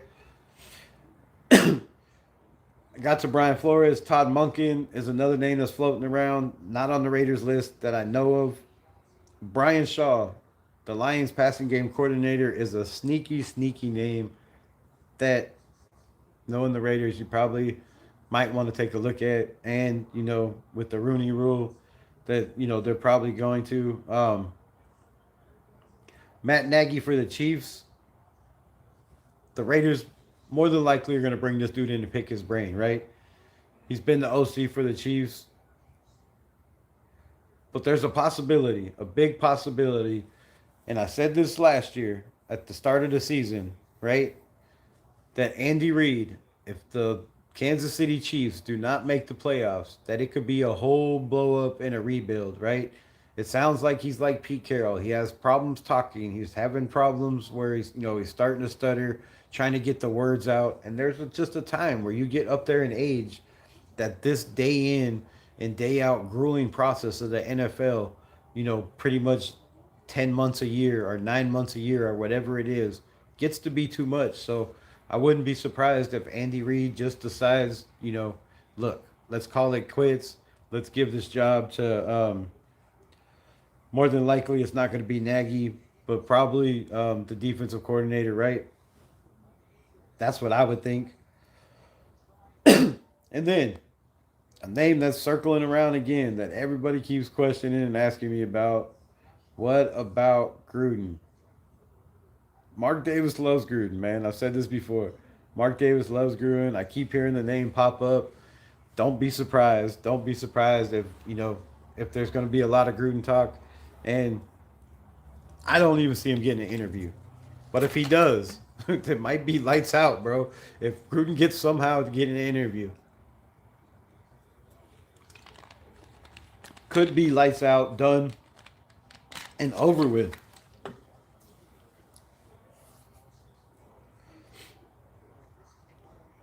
Oh, stop freezing on me, you bitch. Ya bitch, ya bitch, ya bitch. Um, where the fuck did it go? All right, so keep an eye out for Gruden, man. Keep an eye out for Gruden. We all know Mark Davis loves Gruden. But here, out of all those names I've given you. Oh, wait, let me give you these more names. I'm gonna run through these really, really quick. You fucking piece of shit. Excuse my language. This thing is messing with me. Um, Offensive coordinators, names to watch. Oh, and a name that's really, really, really starting to gain steam that I talked about last year and the year before. That I've been a huge, huge advocate is Mike LaFleur. Mike LaFleur for the Las Vegas Raiders is really starting to pick up a lot of buzz. They know the potential he has. They know the system. They know, the tree that he has between Shanahan and the McVay tree.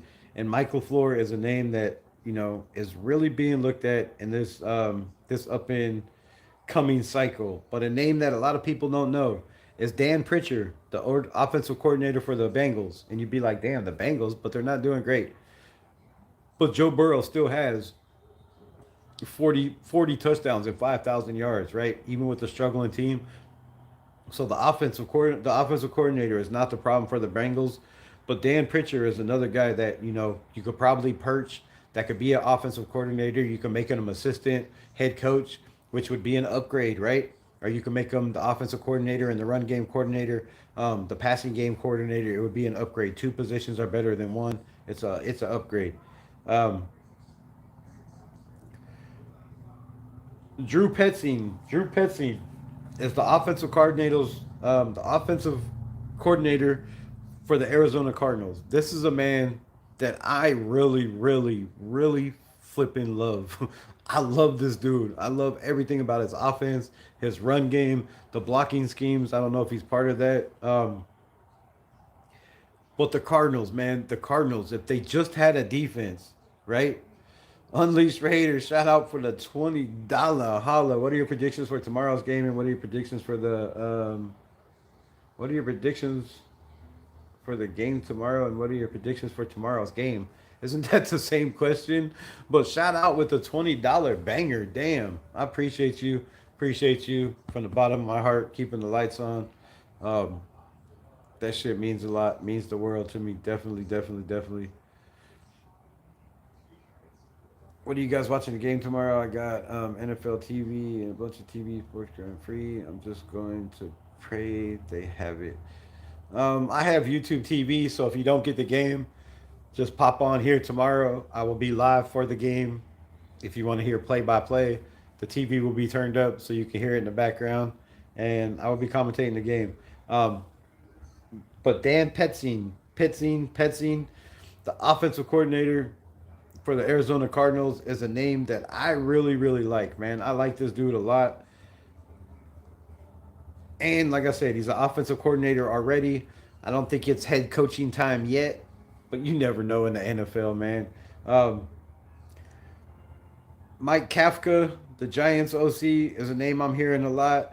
Zach Robinson, the Falcons offensive coordinator, with what he's done with Bijan Robinson, would fit great with Ashton Genty, and is a name that you will hear in a minute on this list, very, very soon. Very, very soon. Sorry, Rebel, didn't know you take. It's all good. Uh, and one of the biggest names, this biggest name you're going to hear on my final three, I'm going to give you a head coach, a DC, and an offensive coordinator to pair together for this Las Vegas Raiders to make this franchise great again. These are my picks. These are nobody else's. Nobody else. I guarantee you, I promise you, you will not hear these three names together unless they watch this live and they put them together their own. But you will not hear this combination from anybody, anywhere. And if you do, Come back and show me where the live was, what time it was, because I want to know. Because I guarantee you, this is my shit. I did lots of study, lots of research. Um, and Zach Robinson, bro. Zach Robinson, again, is a name. But Nate Shehas is the passing games coordinator for the Rams. I really like Mike LaFleur. I've told you this a million times. If you watch this channel, you hear the name mentioned all the time. Mike LaFleur, if you can bring him in as the head coach for the Las Vegas Raiders, if the interview goes right and they believe, this could be their guy. And if you look at his brother, what he's done with the Packers, it could very well be his guy, right? He put together a great staff over there. Um, and I believe Mike could do the same. But Nate Shehas, right? Nate Shehas is the Rams passing game coordinator. He is a brilliant, brilliant mind. He is the reason for Matthew Stafford having an MVP year. He is the reason for Puka Nakua having a lights out season, making $1.4 million a year and being one of the best, if not the best receiver, definitely the funnest to watch receiver in the NFL. He is the reason that Devontae Adams with the hamstring has played in every single game except for the last couple because he just pushed it too much. But Nate Nate Shehas, bro. Nate Shehas. Remember that name. You heard it here first. I guarantee you, is a name that will be somewhere mixed up in this top three. Um, Also, a name probably a lot of people aren't hearing because it's only been his first year, and I don't see him leaving, unless the Bears do something crazy and make it deep in the playoffs and win. But I believe this guy will be back. Declan Doyle. Declan Doyle is the Bears offensive coordinator and is another name that has picked up a lot of steam. And I've been told to watch out for this name because, because, I'm going to tell you why. The Raiders wanted Ben Johnson. The Raiders wanted Ben Johnson, Mark Davis, Tom Brady. Ben Johnson was their guy. And if they can't get Ben Johnson, why would you not go get his offensive coordinator, um, right? That he brought in, and Declan Doyle, a name to watch for, is what I've been told. The next one is the Bucks quarterback coach Thad Lewis. Thad Lewis is a name is well respected all over the NFL. Um, what he did with what he's done with that offense, with all the receivers being hurt over there with Baker Mayfield, right, is remarkable. A lot of people, a lot of the players love the dude. It's a name that's been tossed around an awful, awful lot. Also, keep an eye on the passing game coordinator for the Commanders, Brian Johnson. I've mentioned this name a couple times before. Probably some of y'all heard it. And another name to really keep an eye on is Charlie Weiss, LSU's offensive coordinator. Defensive wise, I'll give you some more names. Defensive wise, don't be surprised if not Anthony Weaver, those are all DCs. Those are all DCs. Damn, all these guys are DCs. Um,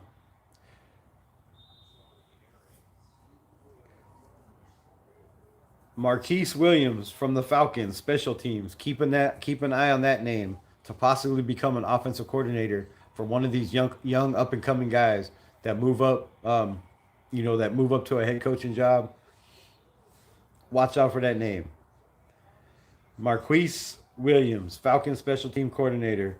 And another name to keep an eye on, not this year, but possibly coming up, is the son or possibly the brother. I don't know what the connection is, but Chris Kiffin, LSU, um, has an NFL background. We all know who Lane Kiffin is, right? And then on defense, another guy to keep a name on is James Betcher. James Betcher is the linebackers coach for the Bengals. Another up and coming guy that is well respected in the NFL by a lot of teams. And I've just been told to keep an eye on those names. So that's what I'm hearing. Now, before I get off here, this is my breakdown. Diddler behind you. There's nobody behind me. Rick Whitson, what's good, my guy? Appreciate you pulling up for this Sunday Chizak. Appreciate you in the building. Um, so these aren't in any order, but I'm gonna give you.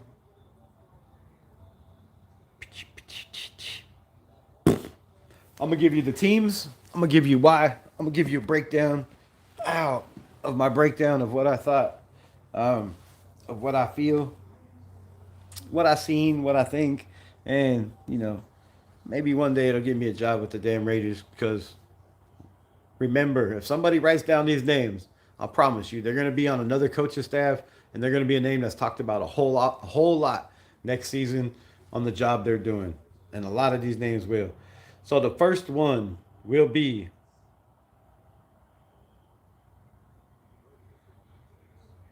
the McVay Shula legacy, right? Sean McVay, Don Shula, kind of a huge thing in the NFL, have been for a while. Let's dab. For $20, I guess I could do that. You're gonna have to hold off on that. Give me 1 second. Ow. Ow, double ow. Fucking triple ow. Oh. God, it sucks getting old, bro. Why I gotta be so old? I mean, not so old, but it sucks getting older. 50 hurts, man. I'm telling y'all. It should be hurting.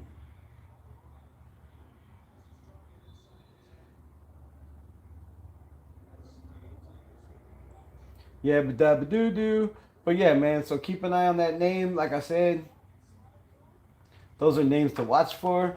But this next, the Shula Tree, bro, is a name that you really, really want to watch, because there are 3 coaches on here that, if the Las Vegas Raiders could pull it off and pair these guys together, they are destined for greatness very, very soon.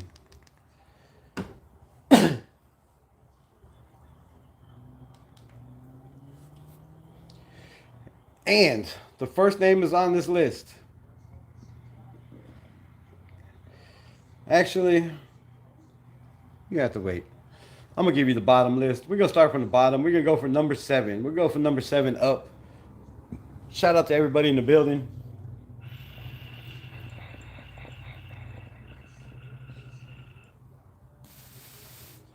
And if there's other scouts or NFL teams watching, yo, this might help your team too.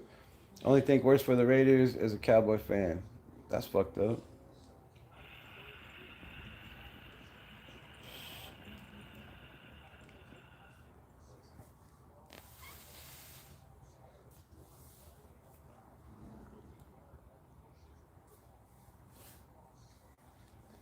Production of Choice TV. Only thing worse than a troll is a troll with a big asshole.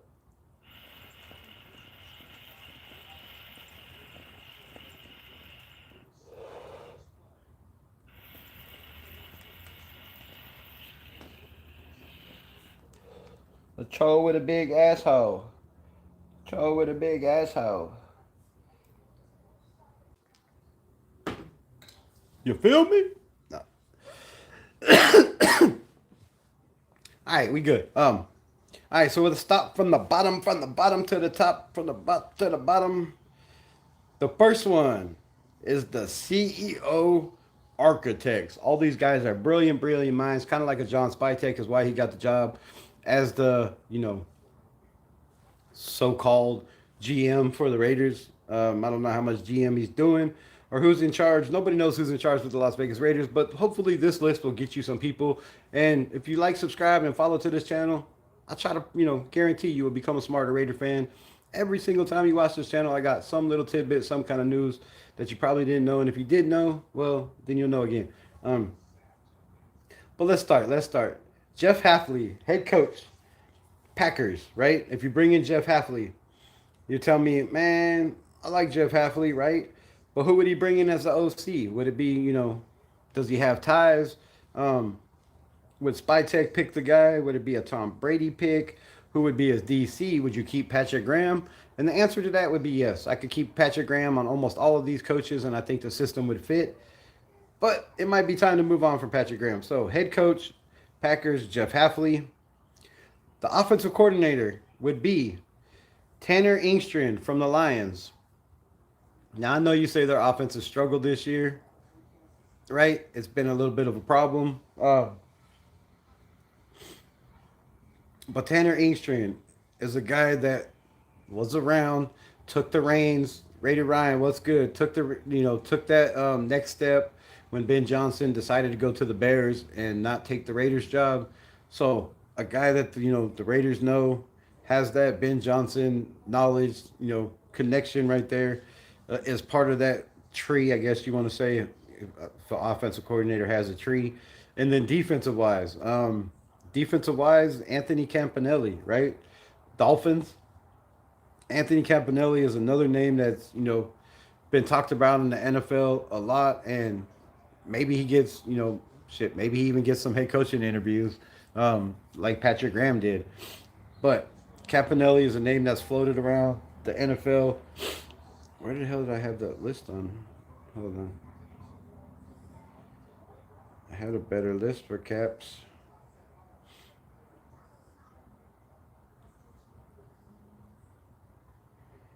Give me a sec. One sec. Um, Weird.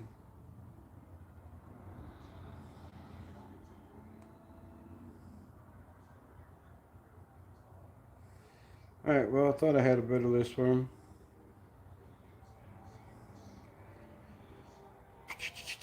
All right. So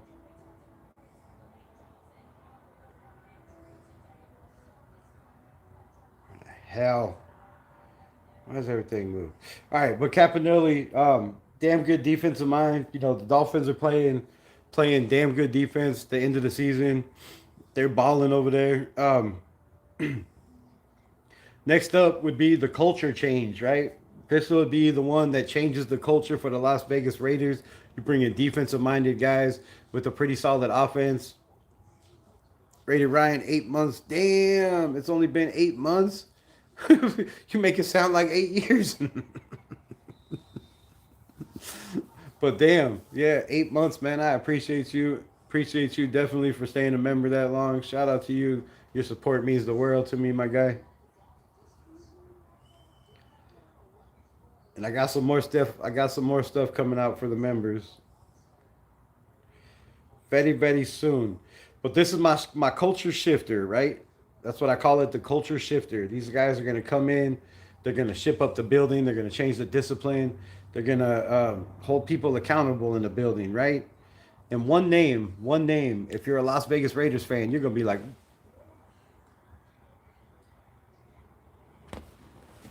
so. Sis, hold on. Robert Saleh, 49ers, defensive coordinator, former Jets head coach. A big name that I'm hearing with the Las Vegas Raiders. Shout out, man, for the memberships. Appreciate you, my guy. Appreciate you. Thank you for keeping the lights on, hooking all these nice people up with the Rebel Militia family memberships. I appreciate you. Actually, I'll just call off all those names right now because I'll probably forget. Fred 503 received a membership. Welcome to the Rebel Militia. El Pistafo, appreciate you, my guy. Where are you at today? Pistafo, welcome to the Raiders Militia. Um, Pantone P in the building has received a membership. Welcome to the Rebel Militia. And my guy Pig 76, one of my favorite guys, always come in here. Smart football player. Always football guy. Always has great questions. Has now received a membership. Welcome to the Rebel Militia. And all y'all should thank Raider Ryan. Appreciate you, my guy, for keeping this family growing. And yeah, bro, I gotta get all up in it. Gotta do our thing over here, right? I gotta keep my nation informed. So Robert Salah would be the Las Vegas Raiders head coach. And then you're gonna be like, well, damn, who's gonna be the Bengals? The Bengals. Who's gonna be the Raiders DC? Well, James Betcher, a name that I mentioned earlier, right? When I was reading list of guys that were defensive passing game coordinators, defensive run game coordinators that were well respected around the NFL, and a lot of people think that the job they're doing is probably beneath them, and they need they need a higher job. So one of those guys is James Betcher, the linebacker coach for the Cincinnati Bengals. You make him the defensive coach with Robert Saleh. Nasty work, right? Nasty work. But then you're like, damn, Rebel, who you gonna put at offensive coordinator? I got that too. Don't worry. Some of y'all may know him. He had a famous catch in the snow against the Denver Broncos. If anybody knows, drop it in the comments, please. I appreciate y'all. Furpo in the building. What it do? What it do? Um, bring up Tom Flores. Who? I didn't bring up Tom Flores. Oh God, let me get to the bottom of these. All right. I just argued with the Broncos fan. All right, so I guess there's a delay, but y'all are slow, and I guess y'all don't know who had the great catch in the snow, cause y'all are slow. You don't know. I'm over here rhyming, spitting bars, and y'all still ain't still ain't participating. Fuck. Ronald Curry, man. Ronald Curry. And you're like, Ronald Curry, but he was a receiver, right? Yes, but Ronald Curry was also the quarterback's coach for none other than Josh Allen, who is on the screen right now. Thank you. Ronald Curry is the is a quarterback coach and passing game I do believe passing game coordinator for the Buffalo Bills and I think the Saints right now, or it was the Bills last year and it's the Saints right now. Anyways, I have to double check that. But Ronald Curry, from what I hear, is a name that's picking up steam in the NFL world. He's a very smart-minded guy. Was a great route runner for the Las Vegas Raiders. Right, hell of a catch. Right, and now he's being a quarterback coach. So he's held a couple positions, and jump to OC might be a huge jump for Curry. But if you have a guy like Robert Saleh, um, and you have a guy like James Betcher for the Bengals, right, linebackers coach, I think that's a solid team. That's a solid staff. You bring in a solid quarterback coach. Maybe you possibly retain Greg Olson to help. The first time offensive coordinator. I think it would possibly work. He's known to get behind from time to time. No, Diddy, where you at? I'm caught up, right? I'm caught up. All caught up. I'm never caught up in the chat. Shout out to myself. Shout out to myself. But yeah, let me know what y'all think about Salah, Ronald Curry as OC, and James Betcher. If you don't know them, just go Google them, check them out. You can watch their offenses. How are you, Sham? Appreciate you in the building. The next one is the Philly special, right? Um, I got you, I think. Right. Um, I call it the Philly special, right? This is a head coaching um, coach that is with the Buffalo Bills, a name that I mentioned earlier. And it's a guy, Joe Brady. I think if you bring in a guy like Joe Brady, that, if you're going to get a quarterback, this would be the route to go, right? If you're trying to bring in that top quarterback in the NFL, I mean, that top quarterback in the draft that needs to be, developed, that needs a smart mind. You go with a guy like Joe Brady. Uh, for offensive OC, you get with the Texans. The Texans, I think he's the passing game coordinator right now and the quarterback coach, was doing a hell of a job. And a lot of people think that Gerard Johnson from the Texans is a guy that, is time to take that next step. He should be next up on the list. Um, and I think Joe Brady with a guy like Gerard Johnson, very, very smart, intelligent mind. I don't have all the information. I'll have to do a video on that so I can put it on the screen. So look for that to come out for my members only first, always. And Glenn Schumann is a guy from Georgia, the Georgia defense, right? They smothered Alabama. They're in the college playoffs. A team that continues to year in and year out always have great defensive players, great linebackers, great corners, great cover guys. Um, but Glenn Schumann is another name to watch out if Joe Brady gets that guy. There's ties there. The next up would be the offensive guru team, and this is one of my favorites. This one I like, but there's part of it I don't like, right? Because you never bring your sons and you hire your sons in the building. It didn't work out with the Pete Carroll situation, and I think a lot of people in Raider Nation would be opposed to having this duo. But maybe when you hear the name, you might double think and be like, I mean, let's see if it works, right? If it doesn't, can he fire the kid and move on? We'll see. Does it work like that? But if not, and let me know yours. Let me know yours. 13 people in the building. I appreciate y'all. But the next list is the offensive guru team. It would be Clint Kubiak, the Seahawks offensive coordinator. We all know his father has won a Super Bowl, right? Another brilliant mind in the NFL. But there's also Clay Kubiak, the 49ers. He is the passing game coordinator and um,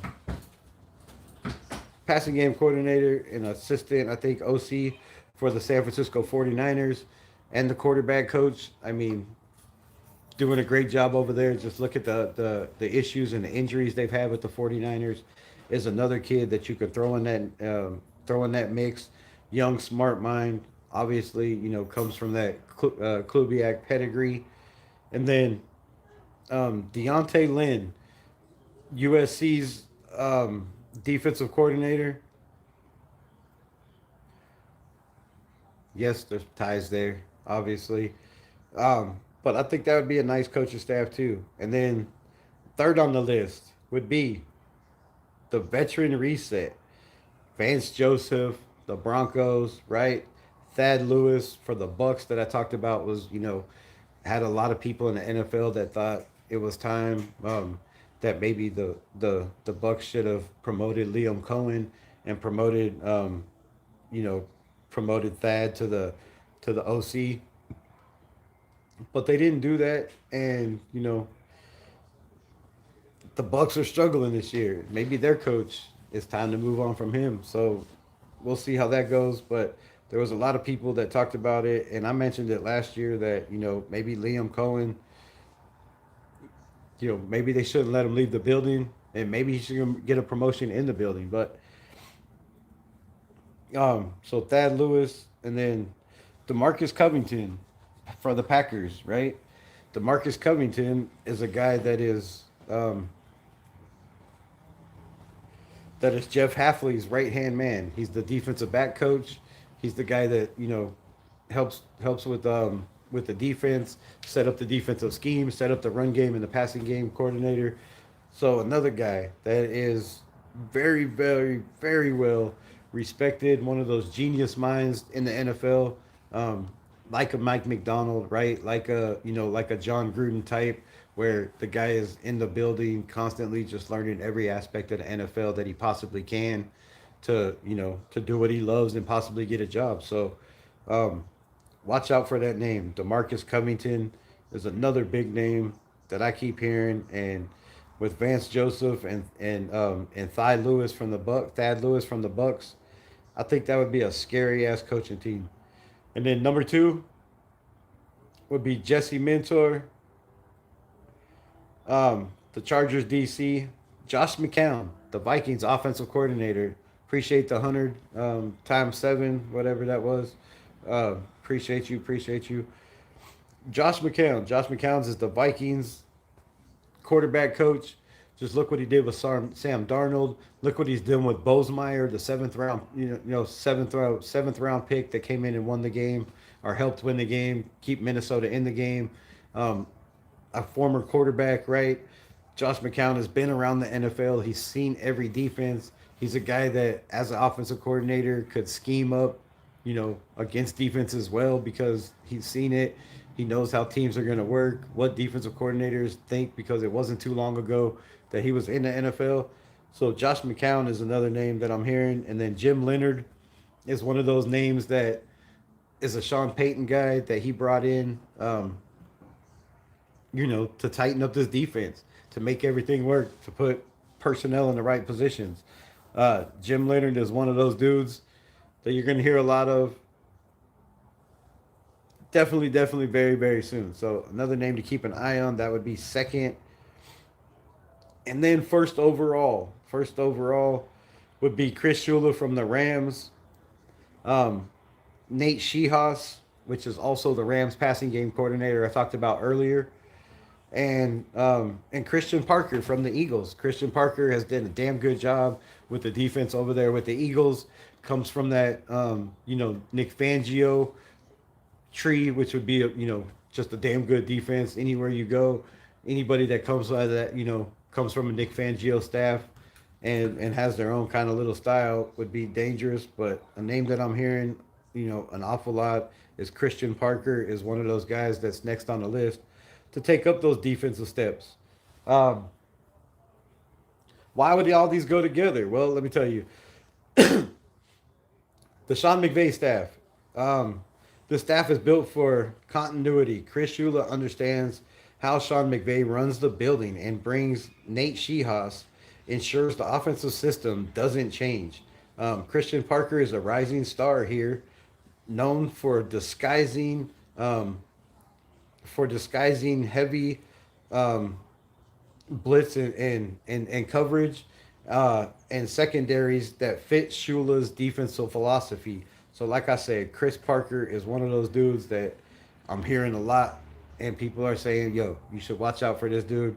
Um, he might be one of those, might be one of those Brian Flores type DCs coming up very soon. The next one is the Harbaugh tree, right? Tough, physical. Jesse Minter and Leonard are two of the smartest defensive minds in all of football. Their pairing would be a no-fly zone defense, but adding Josh McCown, a former player, for his high IQ and balance, um, you balance a technician heavy with the offensive coordinator who can relate and develop a young quarterback and scheme for defenses.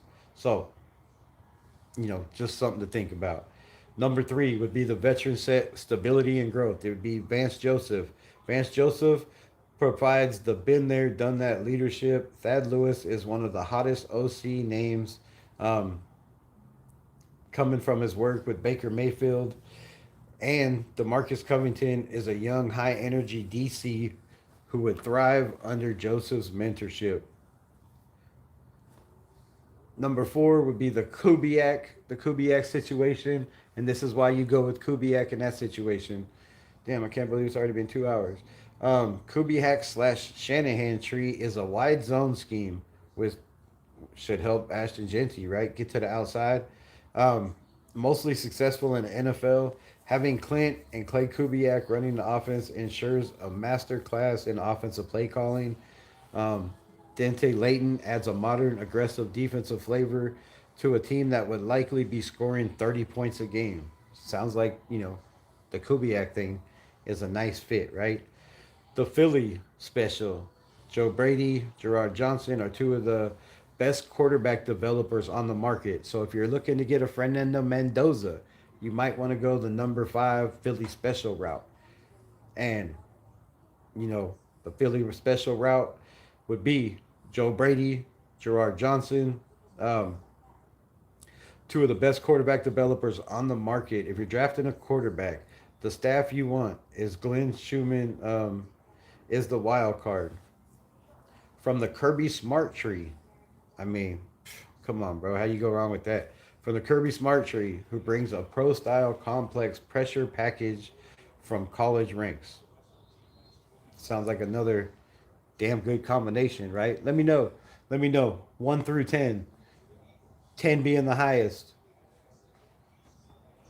Have I hit on any of these? Do you like any of these pairings? Do you think any of these would work for the Las Vegas Raiders as a fit and could get hit the ground running?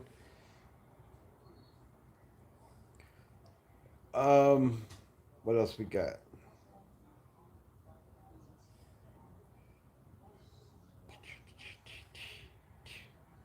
All right.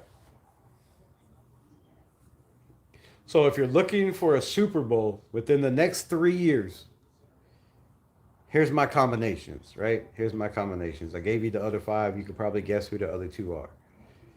If you're looking to build a Super Bowl within the next 3 year window, combination number two of Jesse Minter, Josh McCown, and Leonhard offers the highest ceiling for defense dominance and a locker room culture. However, if you're drafting a quarterback overall, like I said, the combination of Joe Brady, um, Johnson, and Schumann is the safest bet for offensive success. So let me know how you feel about all these. But I'm not done yet. I'm not done yet. I know this is taking a little bit long, and mentor with the ball. I think the ball would be great, but especially if you're developing a quarterback, I don't know if I would go with Jesse Mentor. I'd go, probably more the offensive coordinator way. Get a great offensive coordinator mind, and then bring in another great offensive coordinator mind that can develop quarterbacks. We know what he did with Jackson Dart. We know what he's done with with whatever the hell, Josh Allen. I don't know why the hell I can't think of his name. Um, but I wouldn't mind mentor with the ball at all. I think that would be a hell of a combination also. But just for shits and giggles, you could probably get Shula at $5.5 million from the Rams. You could probably get the OC for 1.8 and the DC for 1.5, making the total for your head coach, your offensive coordinator, and your defensive coordinator $8.5 million for the first year with incentives, of course. If you go the Harbaugh route, Jesse Minter would probably be more or less $6 to $8 million. Josh McCown would probably be $2 or $3 million. First time coordinator, not going to be too much, right? Leonard, first time DC is not going to be too much, probably 2.5 mil, which would be the total of like 10.5 mil. If you wanted to go the third route, the veteran route, Vance Joseph is going to cost you between 7.5 mil, um, and and probably 10 somewhere in there. If you want to go that route, um, with the standard OC rate with probably 1.6 mil, and the standard DC rate 1.4 would be again 10.5 mil. If you wanted to go the guru route, would be a total of 8 mil. If you want to go the Philly special with Joe Brady for OC, DC, and head coach, would probably run you anywhere between $10 to $12 million, my opinion. And then the culture shift, if you wanted to go with um, Salah in that rate, that would be like 9.5 to probably $12.5 million. And then if you wanted to go the CEO list, right, the Caftaway, I think anywhere between 8.5 to probably $10 to $11 million for that staff. And I think, man, that's a hell of a group, bro. I think all seven of those, if you compare all seven of those, or even mix some of those around, right, and throw the guys on top of that, I think that's a hell of a way to go. So let me know how y'all think, what y'all feeling. Um, would you go that route? Or any of those coaches names you didn't hear? And like I said, man, like I said, if you heard any of those lists paired together, let me know, man, because I don't believe anybody's talking about those three, and I haven't heard anybody giving you a head coach, a DC, and an offensive coordinator choice with how much you can pay them in the options. But I promise you, all those names are mentioned. You will be heard more than once than on this channel, and probably a lot more, since you heard it. But I'm gonna go over it again. Chris Shula, um, Nate Shehas, and Christian Parker, DC, offensive coordinator, or Head coach, Jesse Minter, Josh McCown, and Jim Leonard. I like those top two a lot. Vance Joseph, Thad Lewis, and DeMarcus Covington. I really like those. The Clint Kubiak I like, but I'm not there with hiring family members. I don't think that worked very good for us. Rosetown in the building, um, but Clay Kubiak, well, with Clay Kubiak and Dante Lynch, USC's defensive coordinator, who's a dog over there. Their defense is what held them in a lot of games. The Philly special would be Joe Brady with Gerard Johnson, the Houston Texans, becoming the OC and assistant head coach, and then Glenn Schumann from Georgia. And then the culture shift would be Robert Salah, Ronald Curry, former Las Vegas Raider, um, wide receiver as OC, and James Betcher as DC, Jeff Halfley, Tanner England, and Anthony Caponelli. I really like that one, bro. I don't know how they would be at developing a quarterback, but man, if you're trying to go culture change, right? If you're trying to build a team quick with guys that are all very, very intelligent minds, you know, graduated with honors, know the game of football, know how to talk to people, know how to treat people, very well respected in this business. I like that last one, but let me know how you think, which one you want. One, two, three, four, or five. Rosetown in the building. What to do, my guy? Victor Flats. Do you think tomorrow winner will actually um, is actually the biggest loser? Tomorrow's winner is 100% the biggest loser. When you have a franchise turning situation, when you have a pick that can turn your franchise around for the good for the next 5 to 10 years, or it could destroy it even more, which I don't know how we could do that being a Raiders fan. Um, yes, whoever wins this game is absolutely the loser. What else we got? I wonder how many we paying Pete. How much we're paying Pete $16 million a season, from what I heard. The numbers out there say 15. I had somebody tell me they trying to sugarcoat it, that it's actually $16 million a season. That is what, 40, 48, $48 million for 3 years. Golly. So I'm glad you brought that up, pigs, because like I said, in the last two lives, it's starting to pick up steam more and more and more. And there is a lot of talk that if Pete Carroll somehow wins this game and the next game, it fucks the Raiders out of their first overall pick and getting a head coach and an offensive coordinator and a defensive coordinator, because nobody's going to want to come here without the quarterback. So if Pete messes around and wins this game, which they shouldn't give him the right to or the chance to, or with Gino out there, it should be Cam Miller and everybody we've seen in the preseason, in my opinion. But if Pete goes out there and wins this game, there is a very, very creepingly, growingly high percentage that he stays around next year, because Mark Davis does not want to pay 45 or $48 million, $30 million over the next 2 years to a coach that is not coaching for the Las Vegas Raiders. So that is the talk. Also, the talk in the building is the veterans, guys that have been here for a while, are tired of the change. They're tired of the turnover. They want consistency. They want stability, and they want accountability in the building. And I don't know if you're going to get that with Pete Carroll, but that's what I'm hearing. That's the way that it's going.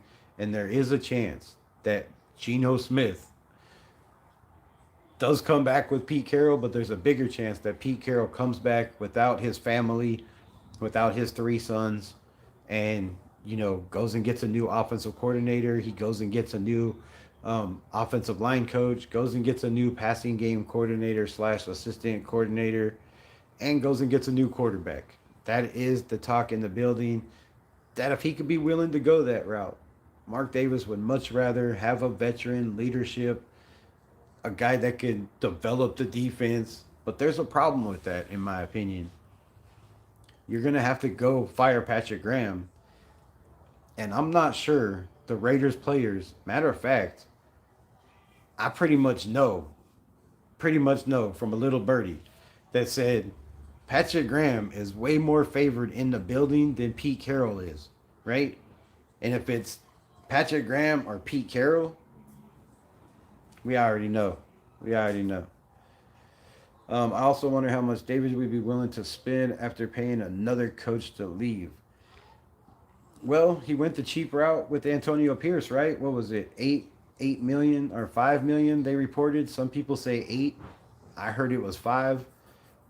I mean, if you go from, from $100 million, $10 million a year to Gruden to $5 million for um, him, and then whatever Dick Daniels was.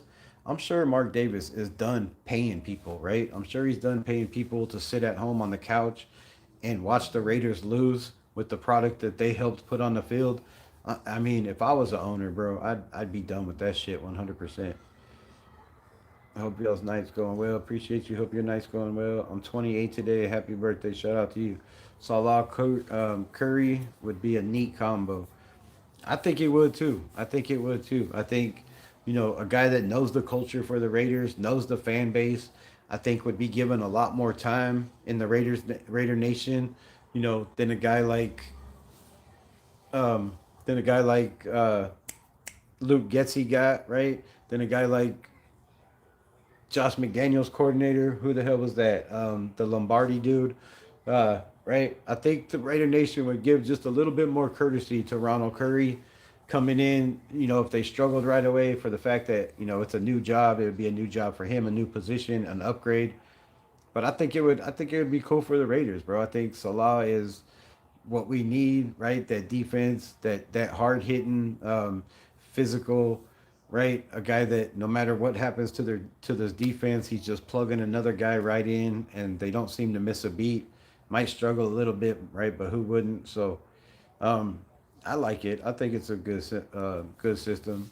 I'm still leaning towards stealing Mentor from the Chargers more than anything. I feel like he's great fit with Spytech.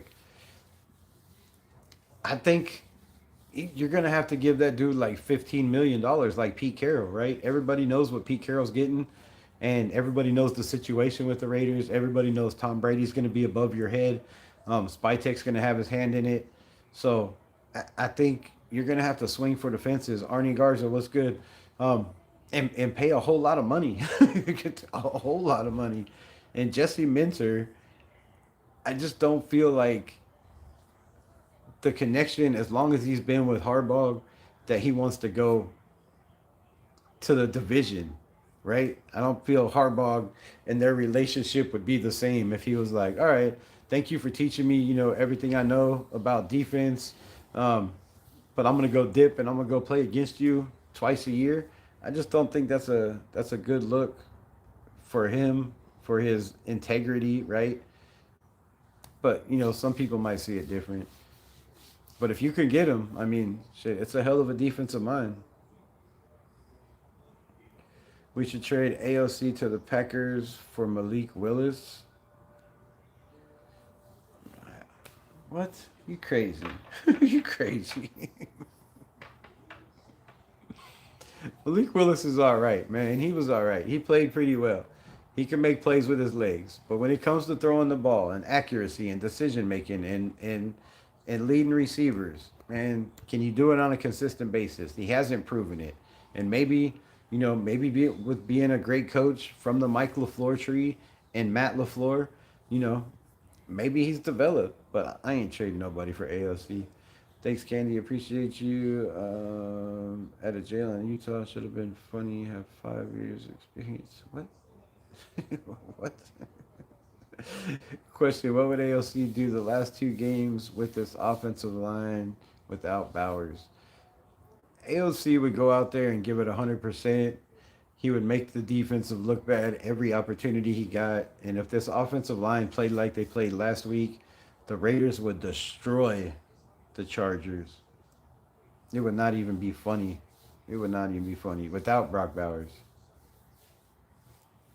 Aiden loves to check down. He was one of the top the last 2 years over his 20 game span of going through his progressions and checking down faster than anybody, 2.66 seconds. So The kid don't need a lot of time. We should not. We need him. Yes, we do. People went out at the end. Will end up with another season of Geno. Man, don't put that on. Don't you put that bad juju on me, Ricky Bobby. Don't you do that, bro. Raiders need to go to Division 3 football. That's just wrong. Down syndrome, Jesus. That's just wrong. Ooh, don't curse us pigs, pigs. Right? Don't put that on us. Don't put that on us. Question: which player of the players are worth re-signing next year? Or none. Fresh start. There's a lot of players. Jonah Laulu I'd resign. Eric Stokes I'd resign. I'd bring back Devin White. I thought he played very well, and he's definitely serviceable. Um, I don't know who's all free agents. Arnie Garza. We'll have to do that show tomorrow. Wait, tomorrow's football. We'll have to do that show Monday. So pull up Arnie Garza Monday. But every time you ask me questions and I tell you I'm gonna do a show, you never come up. You never show. But make sure your notifications are on. We'll go over that tomorrow. That's a good idea. We'll break down who's worth keeping, who's not. Because I know we have 23 free agents. Last year we had 26. And we got rid of the wrong ones and kept the wrong ones. So, trade Max for picks. I think AOC should start. No, I agree with that one. Trade Max for picks. I mean, it depends on what the picks are.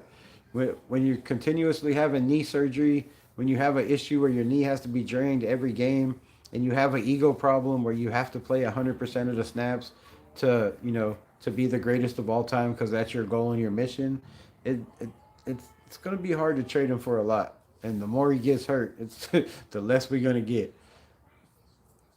But I don't think Max is going anywhere. Max is going to be a Raider for life. The Raiders put out in their memo they look forward to Max getting healthy for next season and many, many years with the Las Vegas Raiders.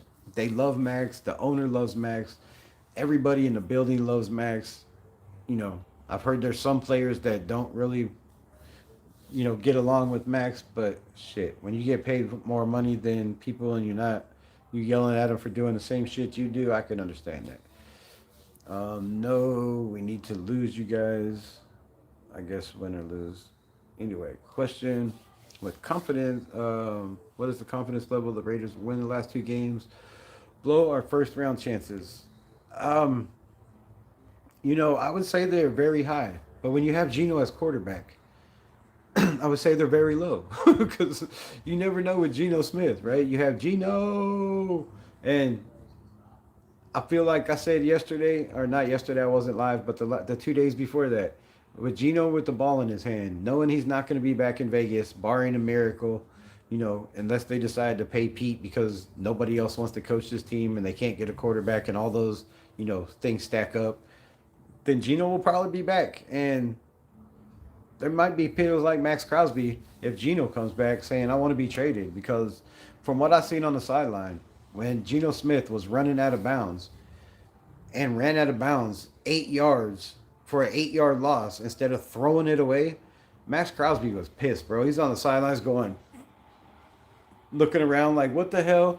And then you got Tyree Wilson that's over there looking at Max Crosby and they're laughing. They're laughing at Geno Smith. So unless something changes, I don't see Geno being back. But there always is that possibility. So if Geno's playing for his job, he's gonna go out and give it his best, man. He's gonna, he's playing for his future. He's trying to audition for other teams, saying, "Look, I can still play football in the NFL." Now I know it's against the 2-13 Giants team that's trying to lose on purpose, but he can still go out there and play ball. The Lions are better. Lions are better. Lions are dangerous. Lions are out of the playoffs. They ain't shit. This guy's a Chiefs fan. Yeah, bro, die hard. Die hard. Sweet question. Who disappointed you? How disappointed would you be if Jamarcus Geno Smith as our starter next year? If Jamarcus Geno Smith, Arnie Garza, I already said this. my YouTube channel would go from doing 2 to 3 hour live streams 3 to 4 or 5 times a week. So probably once a week. I'd probably, you know, I don't know. I wouldn't stream the games on Sundays. I don't even know if I'd watch. I'd probably just do a little bit of film breakdown and talk about how shitty they are because I can't do another year with Gino. I can't do another year with Pete Carroll. And if you feel like I feel, hit the like button, double tap the screen, right? Thumbs up, thumbs down. Um, Share this, get it around. If you feel like I feel, if you cannot do another year with Geno Smith and it's time for the Raiders to move on or possibly lose the fan base, then, let them know by double tapping the screen, by hitting the like button. Hashtag no Geno. Hashtag no Geno in the chats. But, man, I'm going to get off here. I love y'all. I appreciate y'all. It's been 2 hours and 30 minutes. Thanks for rocking with your guy. Thanks for listening to my nonsense. Let me know after this live. Go in there. Um, Watch the replay. Write down the names I said. Put them in other chats. Tell them it's from Raiders Rebel. Love you. Peace. Raiders.